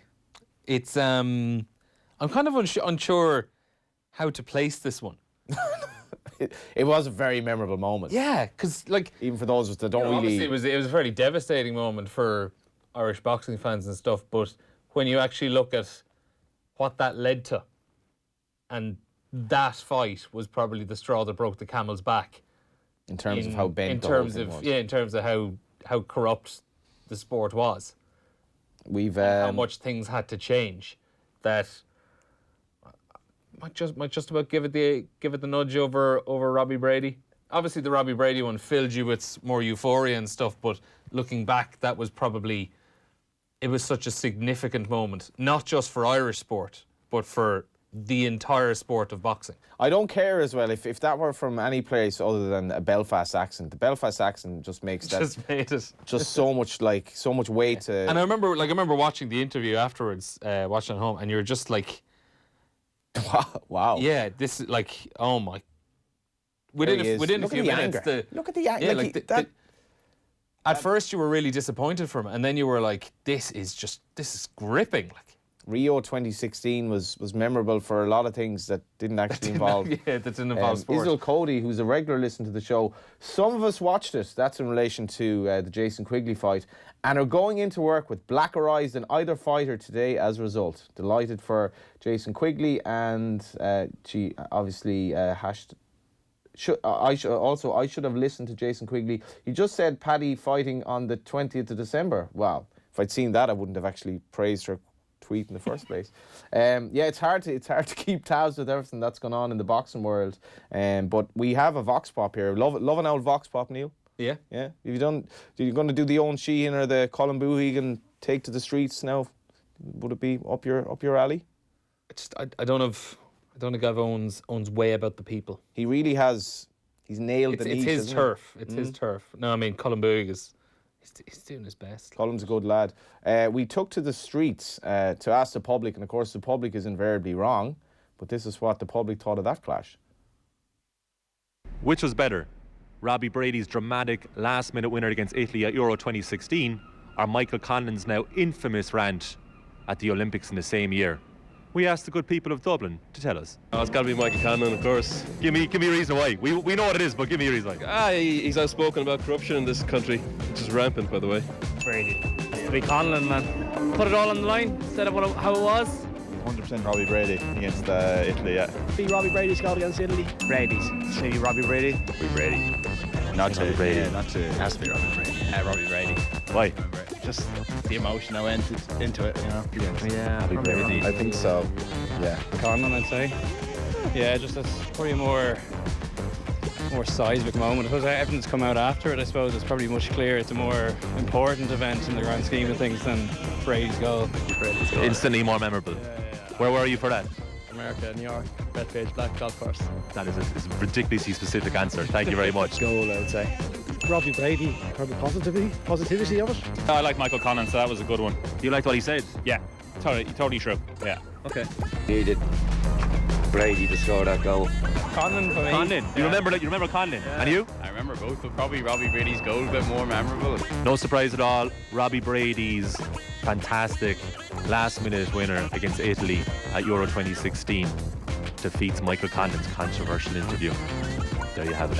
Tell you, That's as bad a decision as Nicky Heaton got against Michael Conlan. Yeah, the boy Cullum, he's a face for the TV there. He looks fresh, but I couldn't help but notice an awful lot of people are actually walking away from him. Yeah, you gotta please leave me alone. I have to go back to work here. Who are you? No. It's just Robbie Brady. Yeah. Can I just go now? You know. But nice work from Cullum. Could have Anish there himself. What do you reckon? Tom Bugsy Malone is in the house. Yeah. Are we? Yeah. I love Colin. Colin has proper dedication. He doesn't let the people escape. He wants to get his. He's getting your opinion. And look, I mean, Owen has the luxury that the people he's generally speaking to him are coming to him and because have had lots of drink. Yeah. They've had a few. Yeah, unless it's a Mayo county board gathering. Different kettle of fish. Bugsy, what's going on? We were talking racing before the show. Yeah, we'll carry that at the end. Vanessa May, she's making Vanessa May is making hay, and Holly Doyle, obviously, great work for her, became the winning most female jockey in a calendar year with 107 winners at Southall yesterday. Yeah, that was actually, we'll start with that. She made history yesterday, she broke that record. I mean, it's just such a brilliant moment. It just goes to show people like, Hayley Turner and that, like they've broken glass ceilings or whatever. Like Hayley Turner, it was 11 years ago when she became the first female to ride 100 winners in a season. And now here you are, just 9 years down the line. Name her Group 1 winner. Dream Ahead. I think she had 2 Group 1 winners. Her first one, yeah, sorry. Yeah, Dream Ahead, yeah. But she just shattered glass ceilings, and then good to see her back this year having a Royal Ascot winner as well, with the likes of, Kathy Gannon, Josie Gordon, absolutely class, and then you see there's 107 winners. But what it also puts into context is the achievements of Rachel Blackmore. Yes. Like, you consider UK flat racing that runs 12 months of the year, 7 days a week, pretty much. And she's got 107 winners. And then you think of Irish Jumps racing, which runs effectively 3 days a week for 7 or 8 months, effectively. And for Rachel Blackmore to have 90 winners last year, 90 plus winners last year, just amazing, phenomenal. Neil, Vanessa May, her achievements are all the greater because some of the horses, in fact, a lot of the horses she's riding, only were ridden by Tom Malone in work this year. Damien English's yard, Damien English's yard, yeah. She works. No worse for it, it would seem, or that they're very well handicapped. Yeah, they're very well handicapped. Yeah. It's taken them a while, in fairness. Several months to get over. Vanessa's just gotten on the horses. They're winning. Tom Malone, of charity race fame and all that. Well, I mean, I do weigh a good 4.5 stone more than her as well, which is possibly and significant. Rising. Yeah, it is most definitely What rising. is the news? The news, we'll start with football, and the boos rang out around the Emirates Stadium again last night as Arsenal fell to another Premier League defeat. The 2-1 loss at home to Brighton means the Gunners have now failed to win any of the last 9 games in all competition. The North Londoners now 10th in the Premier League table, 10 points off the Champions League spot, and interim boss Freddie Ljungberg cuts a pretty frustrated figure. I think everybody wants to win. I think the players all want to do it, but it's not so easy sometimes for them. They've been not winning for a long time and are not used to it, and that's something we as a group have to work on. Just on that, Neil, what's the point of Freddie Ljungberg going in there? He's virtually no managerial experience. He's obviously done a bit of work underage at Arsenal, but this relationship with the club having played there, to me, is just, I don't get it. Yeah, well, I suppose they just need stability. Need a night watchman, don't they? Yeah. Someone while they actually figure out what the next move is. It is notable that a night watchman is usually a bowler and not a batsman, I suppose. So it's probably the most fitting. That's a lovely little analogy there. Night watchman or nocturnal security officer when Dell is giving Rodney a job, an NSO. With absolutely zero experience, zero suitability, bit like us three this morning, really. But yeah, there's no one jumping out and going, just handing someone a 4-year deal. That's fair enough. Yeah. I'm not sure. Why isn't Eddie Howe mentioned in the running for this job? Like, he's vaguely mentioned. Like, I think there are an awful lot of stupid people at football clubs. Genuinely. Like, they just... Most people would agree with that. Well, I mean, who's next in at Everton? And you're like... Nice little segue there, Bugsy. But before we go to that... You tell us. Yeah, well, they'll have Duncan Ferguson in charge. He's Big Dunk. Yeah, well, they've had 2... I wonder what's happened to David Unsworth. Why didn't he get the caretaker job this time around? Anyway, or the night watchman job, as it would be. But Duncan Ferguson, he's been in the coach's staff since 2014. He'll be in temporary charge for tomorrow's Premier League game against Chelsea at Goodison Park. Toffees in the relegation zone on the back of that loss to Liverpool. They sacked their manager Marco Silva yesterday. It is reported the Portuguese Vitor Pereira is in contention to take over on Merseyside. Everton is searching for their 4th permanent manager since Roberto Martinez was sacked in 2016. Which is pretty mad. Yeah, and like Duncan Ferguson was alongside all those 4 managers as well. So another one of the night watchmen again. Like I said, it was David Unsworth who got the sort of caretaker jobs in the interim. So I'm not sure what's happened to him. But David Unsworth and Big Dunk would have played together in those days. Heyday. I think the coach at that time would have been. Yeah, they had a manager Joe Royle for Joe a while. Royle. There was I remember it was a good old. I nearly said Jim Royle. Jim Royle. Yeah, well, I think Joe did a better job than Jim. It was one of those good like pub questions at the time, which obviously I was too young to be in the pub, but I do remember it was like, name the only Premier League manager who's a member of the royal family. It's like, don't know. Joe Royle. Jim Royle. Newcastle United, meanwhile, they sprung a 2-0 surprise at Sheffield United in the other game last night to move up to 11th. However, Chris Wilder criticised the officials last night for not sticking to their own advice. Another VAR controversy here. His players appeared to stop for offside when the flag went up before Newcastle's John Joe Shelby scored in Newcastle's second for that 2-0 win last night. VAR reviewed the play and decided the goal should stand as the midfielder was onside, and Wilder says the technology is killing the game.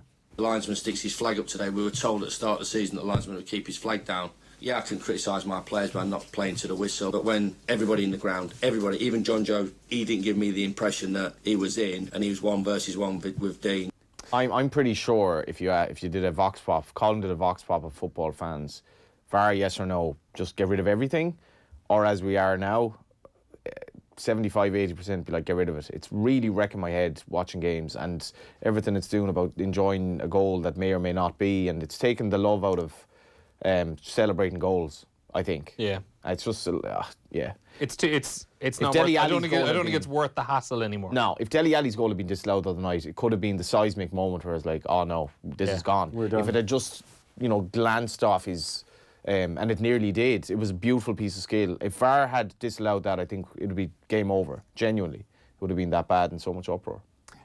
In our daily FAI update, the FAI will publish their accounts for 2017 and 2018 today, a number that seems to be going up by the hour, but it's expected the association will reveal debts of approximately €55 million. And while there is one game in the Championship later this evening as Millwall play Nottingham Forest at the New Den, that kicks off at 7:45. In boxing, Jason Quigley stopped Mexican Abraham Cordero in 3 rounds in California overnight to win his super middleweight bout. The Donegal fighter was on his first outing under new trainer Andy Lee. While in swimming today, Sligo teenager Mona McSharry's in action in the European Short Course Championships in Glasgow today. The 19-year-old is looking to add to her medal haul, having taken a bronze earlier in the week. She'll be in the pool for the women's 100 metres breaststroke event. She, of course, took that bronze in the 50-metre breaststroke. Shane Ryan also in action later today.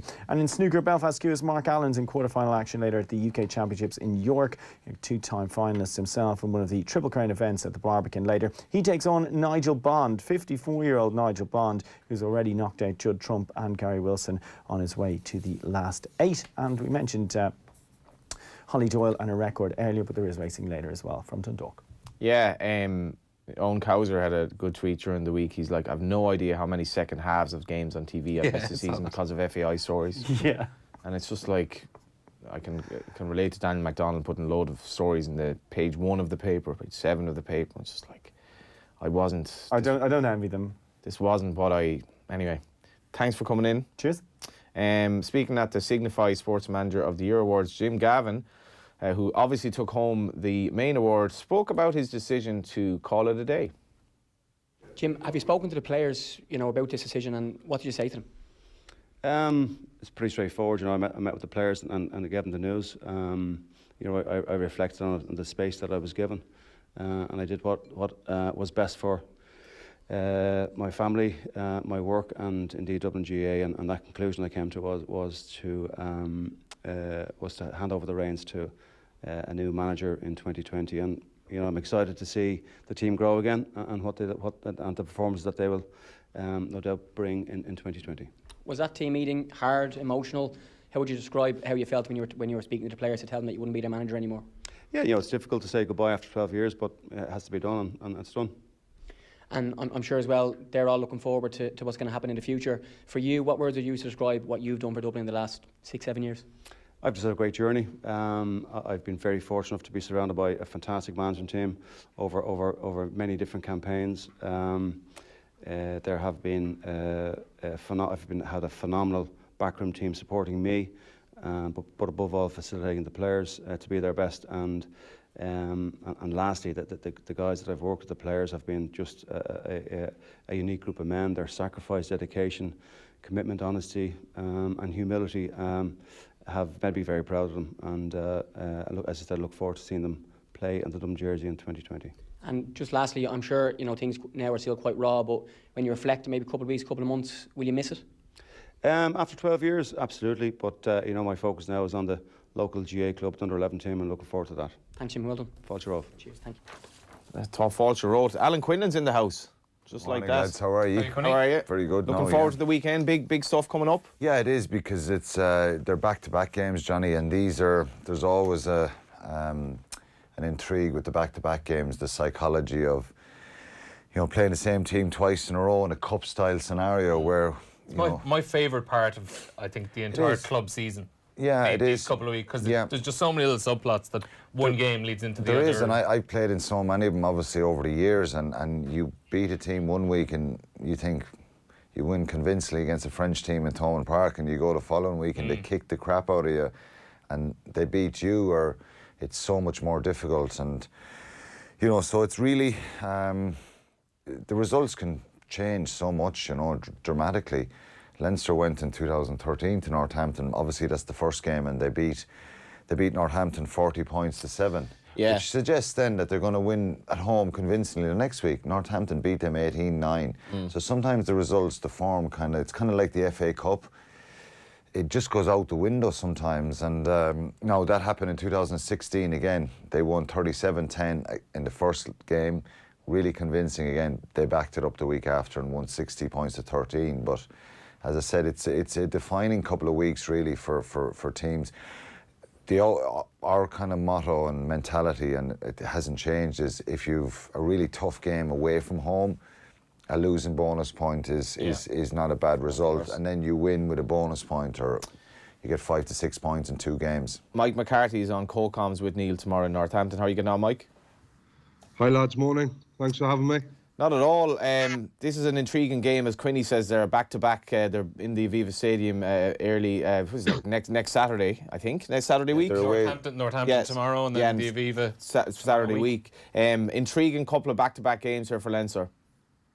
Yeah, big time. As Quinny was saying, I actually played in the 2013 one where we hammered them at Franklin's Gardens, and then if you're just slightly a few % off mentally going into the next game, you can get turned over, as we were, and we were probably just a bit complacent in the week during training, thinking we were probably a bit better than we actually were, and we got overturned, full house at the Aviva. So Jamie Heaslip dropped the ball, unfortunately, just to win the game at the end. But we were way off the performance we had the week before, and that's the thing mentally. If you're just a few % off, as we know, you can 1 week's a long time in a rugby game. How are you, Mike? Tomorrow's game, it's actually set up perfectly as well, just the sheer fact that how it's fallen. Leinster and Northampton, 9 points each, top of the pool. Both have 1 bonus point win and 1 regular win.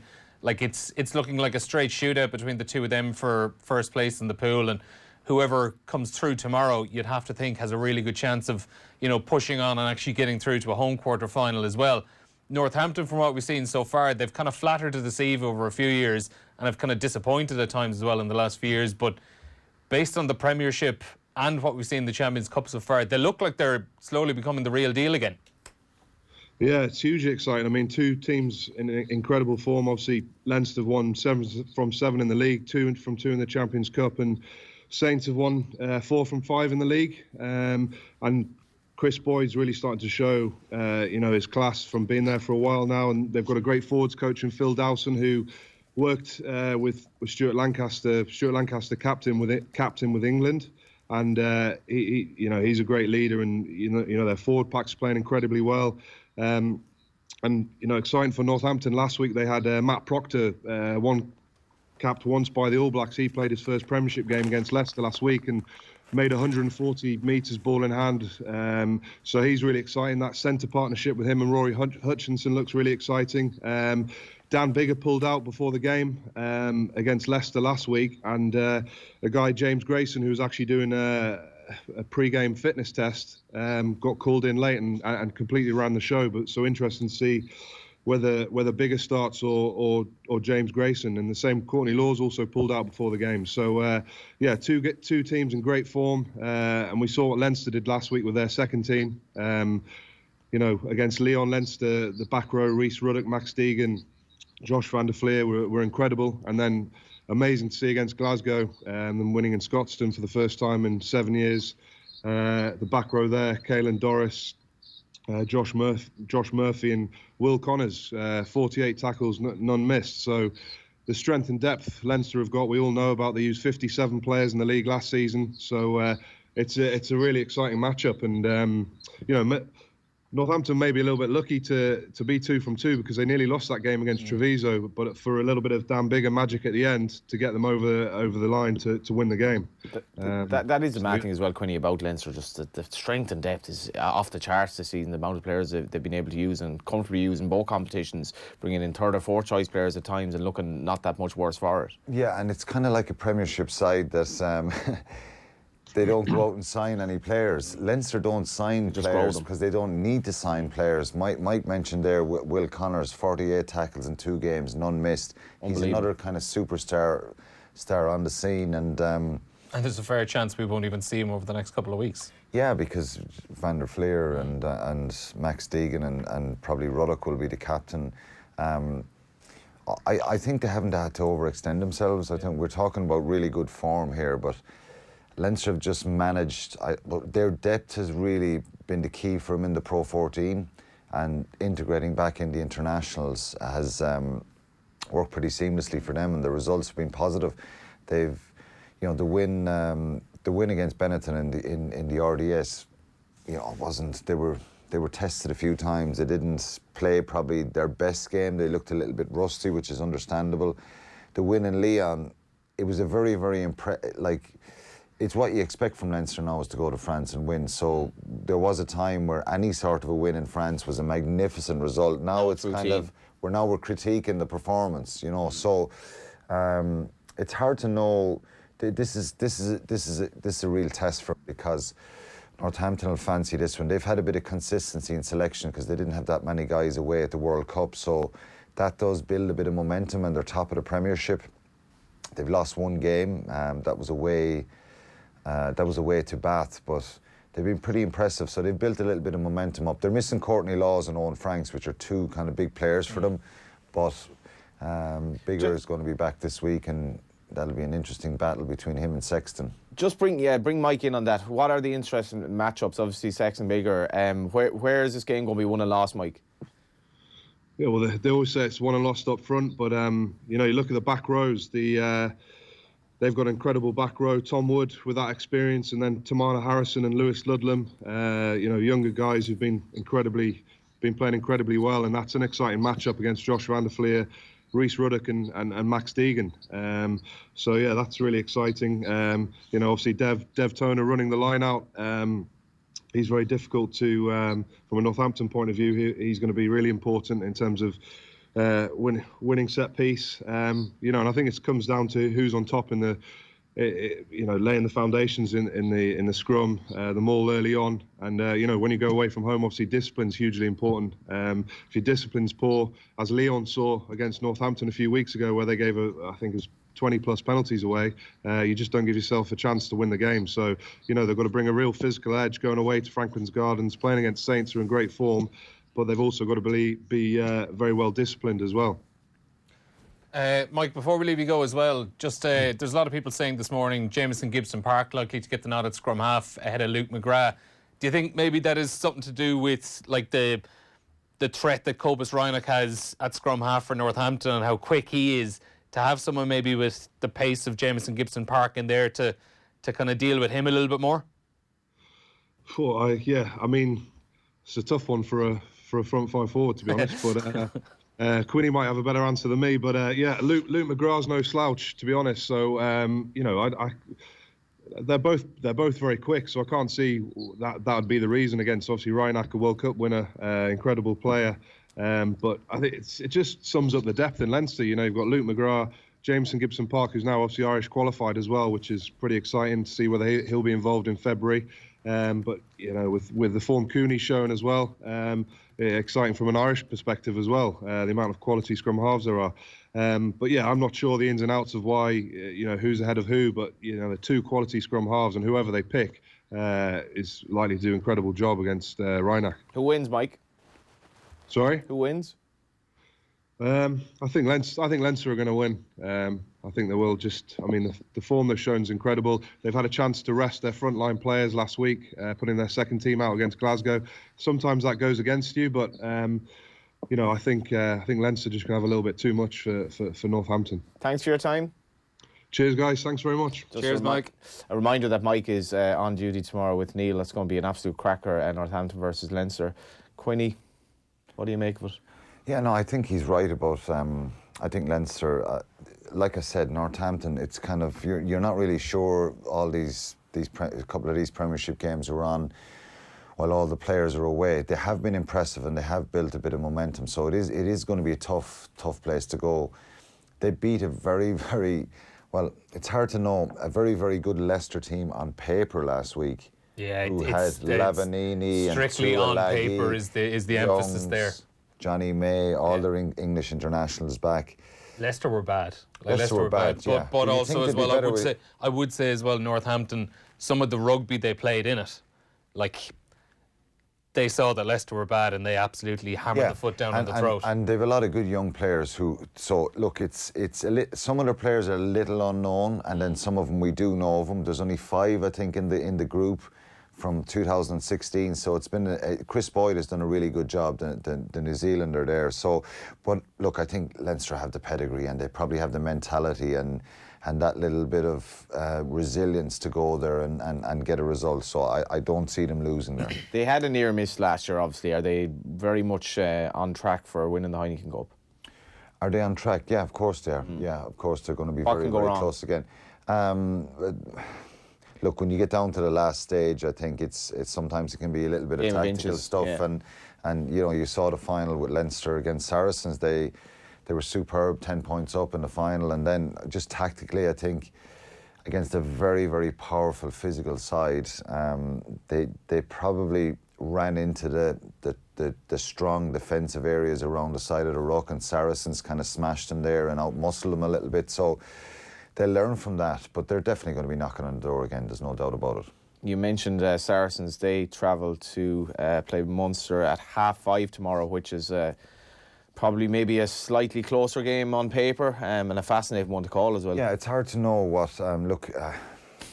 With all the where do we start? Yeah, where do we start? There's so many stories. But even like who's going to be playing for Saracens is the big question. And I think for any of the viewers who don't know the story, Saracens were fined $5.5 million and docked 35 points from the Gallagher Premiership a couple of weeks ago for irregularities, or was it proven, or what kind of statements did they come out for breaching the salary cap? The salary cap. But nobody can see. It's disputed by Saracens that it was deliberately. They've accepted the punishment. That there were administrative errors, which is strange. I think they're saying they acted in good faith. They didn't appeal it. Look, at the end of the day, there's going to be an asterisk around tagged onto Saracens from now going forward, and it's a shame really, because we're used to playing teams with massive budgets in France, 25, 30 million.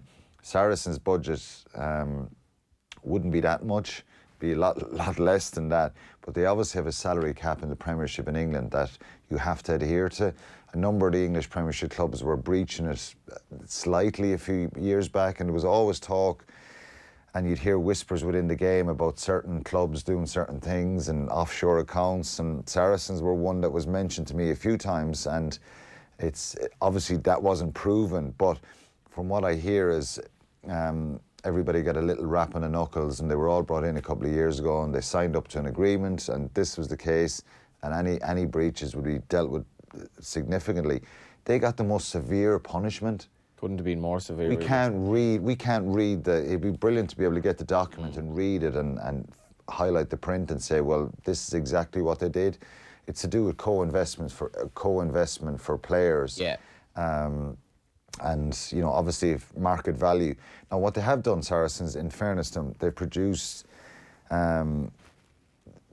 produce fantastic young players. Yeah. Their academy system is right up there, and they've developed that. And Mark McCall has done a magnificent job. That's where their frustration, where they voiced their frustration that they have been put into a situation whereby they are sort of like Leinster, except you're dealing with a salary cap, where they are producing so many absolutely outstanding players, and they're almost being punished for it. Is their opinion? And in simple terms, when they become England internationals, which a number of them have suddenly done, they command and suddenly enormous their wages. agent goes in to Saracens and says, well, market value now is 400,000 or 500,000. Now there 600,000. There are exceptions made in the salary cap. You kind of get allowances, and you know for home, for marquees, but also there are kind of things in place where that if you are producing lots of good players yourself, you kind of get credit in the bank essentially. There's a lot of complicated kind of things that can happen in there, but ultimately,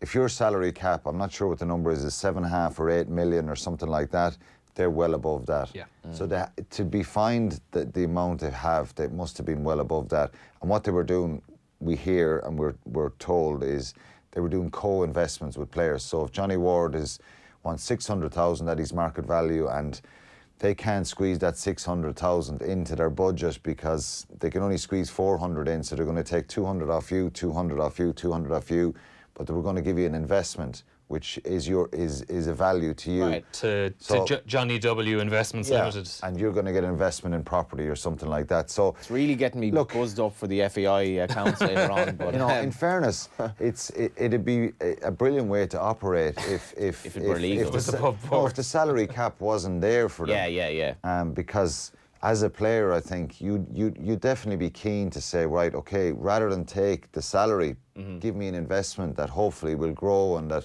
it's kind of bricks and mortar, if you like. Let's talk about the game. The very dramatic game against Racing showed that Munster's their courage and their heart and all that. A game they probably could easily have won, obviously, in the end. They had 10 line breaks in that game, and it's something that we're not used to seeing Munster making clean line breaks. I thought their ambition and the way they played, you could see maybe a little bit of a change in the way they're trying to play.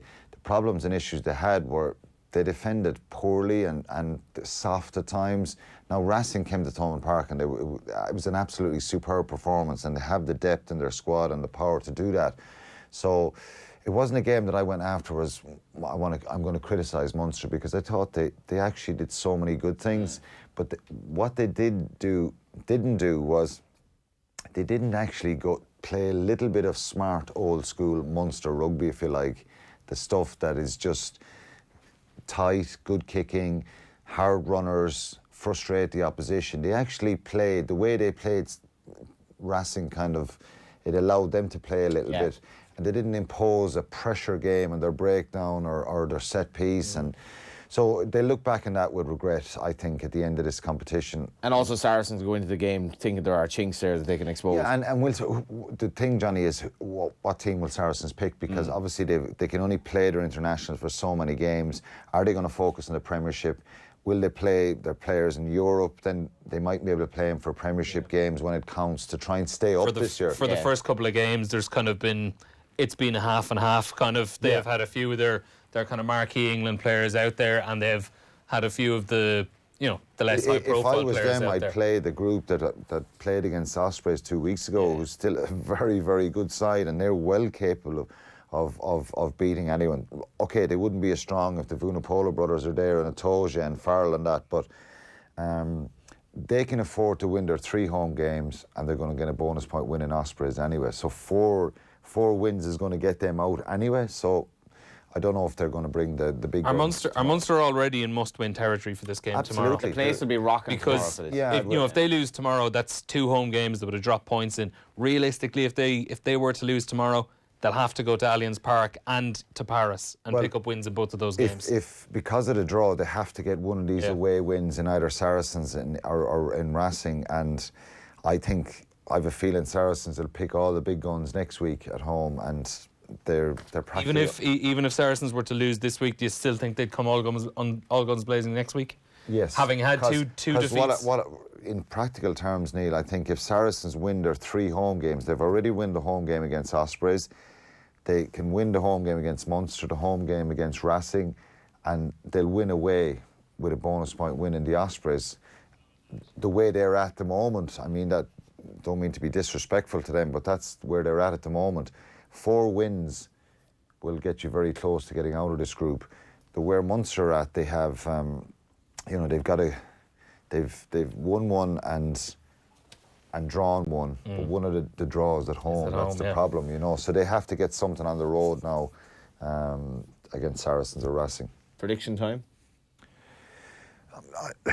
It's very hard to predict this one, Johnny, because we need to see the teams. Yeah, I think it really just absolutely comes down to the team. It drives me bloody demented. I'll be with the GA teams out on a Thursday for the They should be out on a Thursday for a Saturday game, and it's something that Europe should do. The internationals do it, so you can then look. Well, you're spoofing because how can I call a game? I don't know who they're playing. Because if they pick all the big guns, I think Saracens can win in Thomond Park. If they leave them out, they'll still be very dangerous. But then I think Munster, out of pure desperation and out of maybe fixing some of the issues they had the last day and maybe executing some of those line breaks, I think they've enough to win the game. So Connacht go to Gloucester on Sunday and Ulster face Harlequins tomorrow at 3:15.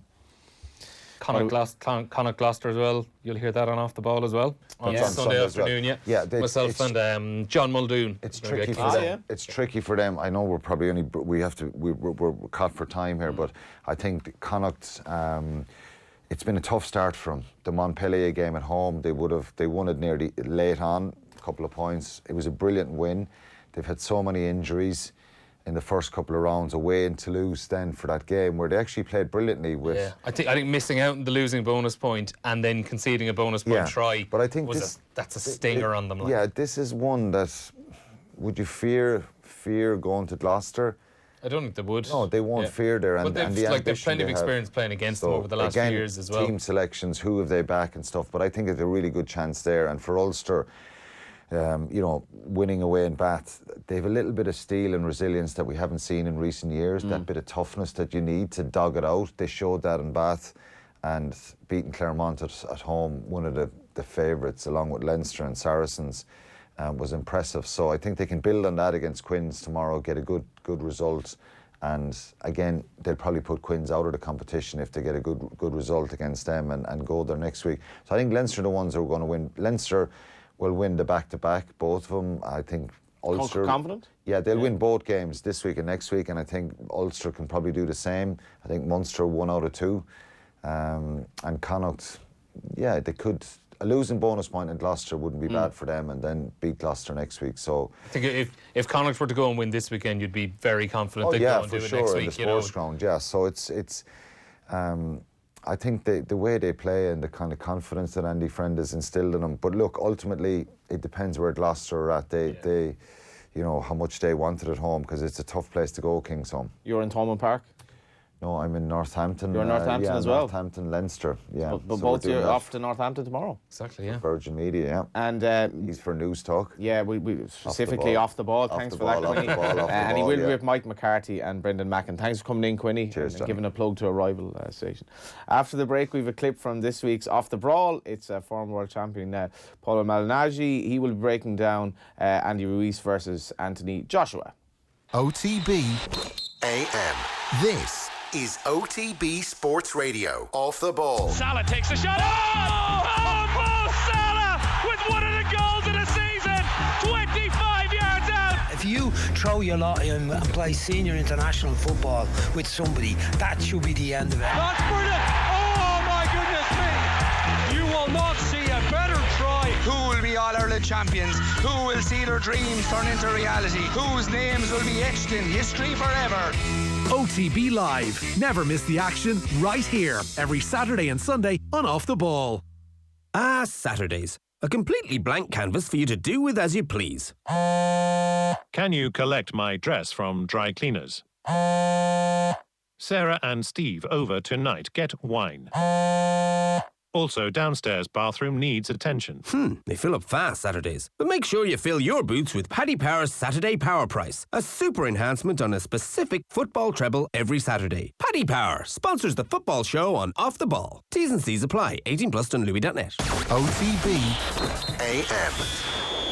So Joshua, going into that fight, there were rumours more or less after the fact that he might have been knocked out in sparring or he had like a panic attack before the fight. But what was clear that he wasn't quite in the right headspace as the fight transpired, or he could never quite get into the fight. How, from your own experience, difficult is it to say if you underestimate opponents to like go up the gears during a fight, or are you kind of stuck in that limbo from the start of the fight? Yeah, mentally you weren't ready for the fight. It's kind of hard to get your gears going once you're in the fight, you know. You need to be mentally ready with a full tank of gas, mentally and physically, and ready to kind of, you know, burn that gasoline in the fight, you know. And if you don't have that mental capacity going into the fight, you're not going to pick it up on the way into the fight or even once the bell rings, because at that point the danger is in your face, and mentally you're not able to, you know, deal with it. And it seemed a little bit like AJ just wasn't able to deal with you know, the kind of fight that Ruiz brought. Maybe he didn't expect it or whatnot. But nonetheless, Ruiz is, like I said, is a quality guy, and you know, AJ should have been more ready. And did you have any experiences like that in your own career where maybe you got more than you bargained for from an opponent? Yeah, of course. You know, I had a guy early in my career also who was a Mexican fighter like Ruiz, and he, you know, kind of played me the same way. You know, it was very nice at the weigh-in, you know, taking pictures with me and whatnot. And it kind of throws you off, you know, if you haven't experienced that yet, you know. And he was just too nice, and I ended up kind of feeling bad for him. But then come the night of the fight, he got in my face a lot, you know, and it was like a fight that I had to work a bit harder than I anticipated to win. You know, luckily he wasn't on my level, so I was able to handle it, but still, it was the kind of fight where, you know, you end up taking some shots you shouldn't have took, you know, and, you know, people criticize a lot when you're a prospect because they want to see perfection, and rightfully so, because you're not fighting opponents that should be testing you a lot, you know, and so, you know, it was definitely my learning experience in to say that no matter what a guy's mentality seems like, once the bell rings, you have to assume that they are always ready to come hurt you and come take you out, so you have to have the same mentality, otherwise, you know, you're going to risk being run out of there. Yeah, and one point on the first fight, Paulie, Rob McCracken came in for a little bit of criticism for his instruction in the corner or maybe the overall game plan. If you were in Joshua's corner for this fight, what kind of instructions would you be giving him as opposed to what he did in the first fight? You know, everything's hindsight is 20/20, so I don't think it's fair for everybody to kind of just be criticizing now, because it's easy to look back and say, you know, when you play the Monday morning expert, you know, it's easy to look back and say, okay, you know, it should have been this way, and this way. But in the moment, when the pressure is on, it's a lot different. You know, there's a lot of different feeling, and you have to kind of make certain decisions, and you have to say certain things in that moment. You know, so the pressure is obviously on, and it's a lot more difficult to come up with, you know, the right things to say sometimes. But nonetheless, I do think, you know, AJ has to impose himself both from a boxing standpoint and from a physical standpoint. But it's a little bit difficult from that just to say that. Just to say that basic, because Ruiz has a tendency to punch with you, so you need to mix in your tactical with your feints, and so that when he's trying to punch with you, you're throwing it off, you know, because if you're feinting him out of position, then him trying to punch with you is going to get all thrown off and all discombobulated. And then, of course, mixing your feints with enough shots that land, because if shots are not landing, your feints are not going to work. Guys aren't going to bite on them because guys are not going to be nervous. So you need to make your jab count, you need to make your feints count, you need to make your shots count, and you have to balance all those things out. And I think if you do that enough, I think you have to actually get the knockout, because Josh was a very heavy puncher, and you know, Ruiz is a small guy who obviously is able to be knocked down by Joshua, as we saw early in that fight. Yeah, and a lot has been said over here about maybe Joshua employing tactics similar to the Joseph Parker fight. Are those fights comparable, Parker and Ruiz's style, or do you think it's just generally more Joshua needs to fight at distance and take a points decision if that's what comes?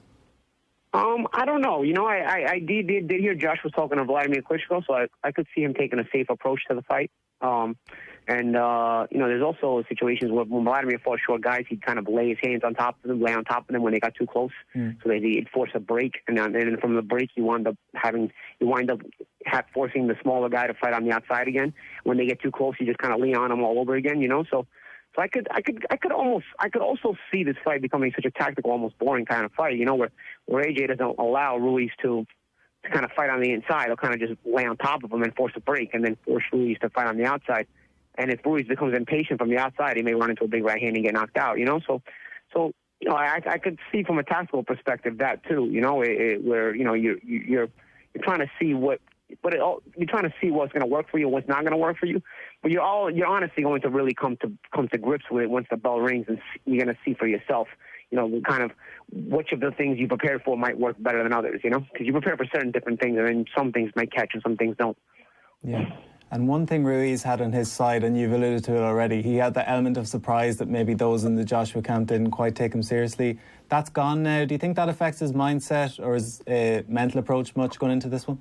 I don't think so, because fighters from Mexico tend to be very prideful in their fighting ability, in fighting for their culture, for their race. So I think that always comes in the ring with you when you're a Mexican fighter. There's that pride, that machismo. So I don't think the element of surprise is something, even though he can't rely on it this time, I think it's always superseded by the pride in your culture. And the pride in your culture comes from all the great fighters that come from that culture in the past. So I think as Mexican fighters, the reason they're always able to charge themselves up is because they can always think of themselves as the next guy in a line of great fighters from that heritage. So he's always got that in his locker. He can always say, I'm a Mexican fighter. Doesn't matter if this guy is great or not, I'm here to fight, and doesn't matter if this guy knows I'm not going to surprise him this time, I'm here to fight. So I expect a motivated Ruiz. Regardless of anything, I don't think him not being able to surprise Joshua is going to affect his mindset. Yeah, and from a tactical standpoint, it's been well covered now that, fast hands from Ruiz are going to give Joshua problems. He's got the short stature as well that Joshua's not quite used to. From a tactical standpoint on Ruiz's side, is it a case of if it's not broke, don't fix it, or is there anything he could do better or adjust going into this? Well, I think there's probably more he's going to be able to show if Joshua shows more. He didn't have to really show a lot because once he hit Joshua, the fight was essentially over, even though it lasted a few more rounds. So I think there's more in what Ruiz can give you and show you. It's just it's got to be brought out of him, and I expect both guys to show more in this fight. And that was an off-the-brawl clip which we had from earlier on. And now we are coming towards the end of the show. We've only around 8 minutes left. But we've obviously had Owen's clip going viral about all the reasons to be cynical. YouTuber bizarrely gets angry at LFC fans for being coy over PL title race. Neil, what do you know about this? That is Owen Sheehan's, his evil twin. Because that guy supposedly writes for On the Ball, or presents for On the Ball. Clearly a rival YouTube channel. We have to describe to the people listening but not watching this photo. It's like a picture tells us. Phil Egan looks... It's the look he's giving to the camera. It's the perfect screen grab because Phil is looking at him in a, what is this guy on about? And Owen is, having clearly just made the soundest point he's ever going to make, is turned towards the camera, hands up going, I've split the atom here. Liverpool fans can be a little bit... just a little bit. Just the tiniest bit. I put up a tweet during the week giving out about the Van Dijk non-penalty in the Everton game and just got 2 or 3 people just saying I was anti-Liverpool. I was like, well, that's absolute nonsense. Dennis Vahi texted in, revisionism, Johnny. No one talks about Norway, Mexico and Holland in 94. Lille was special. A bang average Ireland team played their socks off and still beat an Italian side. Just to clarify, 94 was very, very special. Definitely agree on that. Rossa, Arsenal are a bit like Leinster Senior League Saturday side at the moment. Don't know who or what team will turn up each weekend. It's usually pretty crap, to be fair. Reasons to be cheerful. Do you have one reason to be cheerful? I know I'm putting you on the spot here from the year. I have 3. For the coming year. We'll go through your 3 while I think. Reason to be cheerful from... Oh, okay. Go ahead. For right now? Yeah. For something that inspired you from 2019. Oh, I was just about to give... Actually, let's go for 2020. 2020 vision. What are we to look forward to? Well, you give us yours while I have a think. Reasons to be cheerful. I'm going to start with Pat Smullen. And that might sound a little bit wrong, but so Pat Smullen is dealing with a horrific condition at the moment, but dealing with pancreatic cancer and battling pancreatic cancer. So it's been horrific for racing and obviously for the Smullen family, but the way the racing has rallied around that and the money that's been raised for Cancer Trials Ireland has been genuinely astounding. And the day we had the second day of Irish Champions Weekend at the Curragh, over 10,000 people there. legends of the sport came out of retirement to ride in a race honouring the cancer trials. There was an atmosphere unlike any I've seen at an Irish race meet, and I thought it was an extraordinary success out of something so harrowing, and it was great. It really was. So that's one reason to be cheerful. Just that that's a good one. Sport can rally around. Absolutely. I suppose when times are hard. The second one I'm going to go for. This is just with the racing hat on with a view to next year. Envoy Allen. He's a reason to be cheerful. He's unbeaten. Cheveley Park's first foray into kind of national hunt ownership. Extraordinary performance in the Royal Bond at Fairyhouse last Sunday. He remains unbeaten. I think he's going to be an absolute machine for Davy Russell, who's riding him most of the time, and he is something to get excited about for the long term in terms of racing, and that we still have very good horses in this country. And finally, what's your prediction for my main reason to be cheerful? My reason to be cheerful for 2020, what I'm really just looking forward to is the Irish rugby season next year. Six Nations starts, new head coach, clean slate. Andy Farrell's always been massively popular with all the Irish players, and just to see what he actually does. Who's he picking? Are there any kind of young guys putting their hands up? Guys like maybe Ronan Kelleher at Leinster is one that jumps out straight away. Mike Haley at Munster has had an unbelievable start to the season. Granted, he kind of got in and earned a cap towards the tail end in the World Cup warm-up games, but I'm very much looking forward to just seeing how that plays out.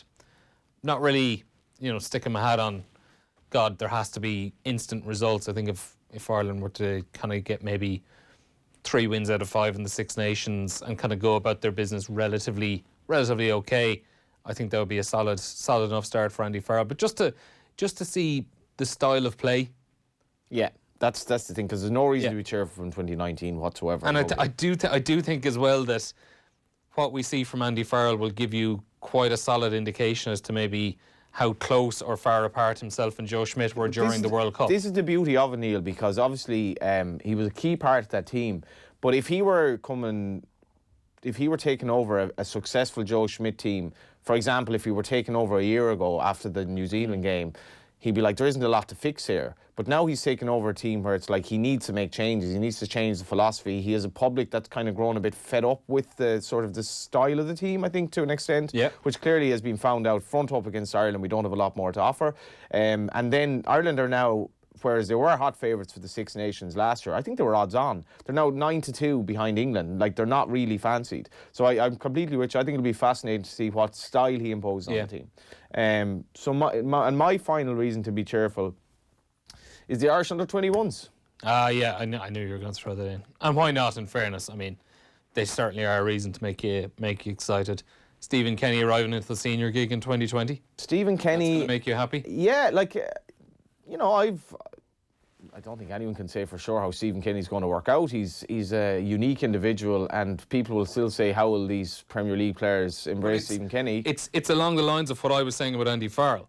You're very much looking forward to seeing, like, is he sticking with the old heads that Mick McCarthy and Martin O'Neill have been playing down the last couple of years? No. Or are those under-21 lads that he's been working with? How does he marry How many of those are coming in? How does he marry the two styles together? Yeah. The 21s are obviously more about the players than Stephen Kenny or his backroom team, Jim Crawford and Keith Andrews. They went to Sweden, were 1-0 down. Sweden were second seeds in the group, heralded Swedish side, were 1-0 down and absolutely battered them in Sweden and got a 3-1 win. Sweden came to Dublin with a point to prove, were excellent in the first half, 1-0 up at half-time. Ireland battered them in the second half, 1-4-1, played unbelievable football, made changes at half-time. And I think the biggest thing for me was anyone involved in Swedish football who has this notion of what Ireland are that may be more in tune with the way the Danes look at our senior team, left Tallaght Stadium that night saying, that's not the Ireland that we would have known, and that's a very different Irish team, and I hope the future is bright on that score. Is the future bright for Neil Treacy over the weekend, trip to Northampton? And Gloucester. Lovely. Two proper rugby towns. Yeah. Franklin's Gardens and Kingsholm, 2 great rugby grounds. Your type Very of scene. much looking forward to that, yeah. We're going to wrap, but it seems we now have a new section, Neil's 2020 hopes. Neil Treacy's 2020 vision. 2020 vision with is me. what I mean, you were- 2020 what you were vision is prompted, as bad as the Silver bullets. Silver bullet. That is it though for Off the Ball AM for the week, for Friday. Thanks to everyone for coming in and taking our calls on Skype. We're back at 7:30 a.m. on Monday. You can podcast this show. It's fully time-stamped, so it's very easy to find what you want. We're also on YouTube. Subscribe while you're there, and you can Chromecast that or get OTB AM on your smart TV or Apple TV. OTB Sports Radio is live all day, every day on the Go Loud app, and the Go Loud app is to be highly recommended. Off the Ball is live on air and online from 7 p.m. tonight and across the weekend. OTB AM. This is OTB.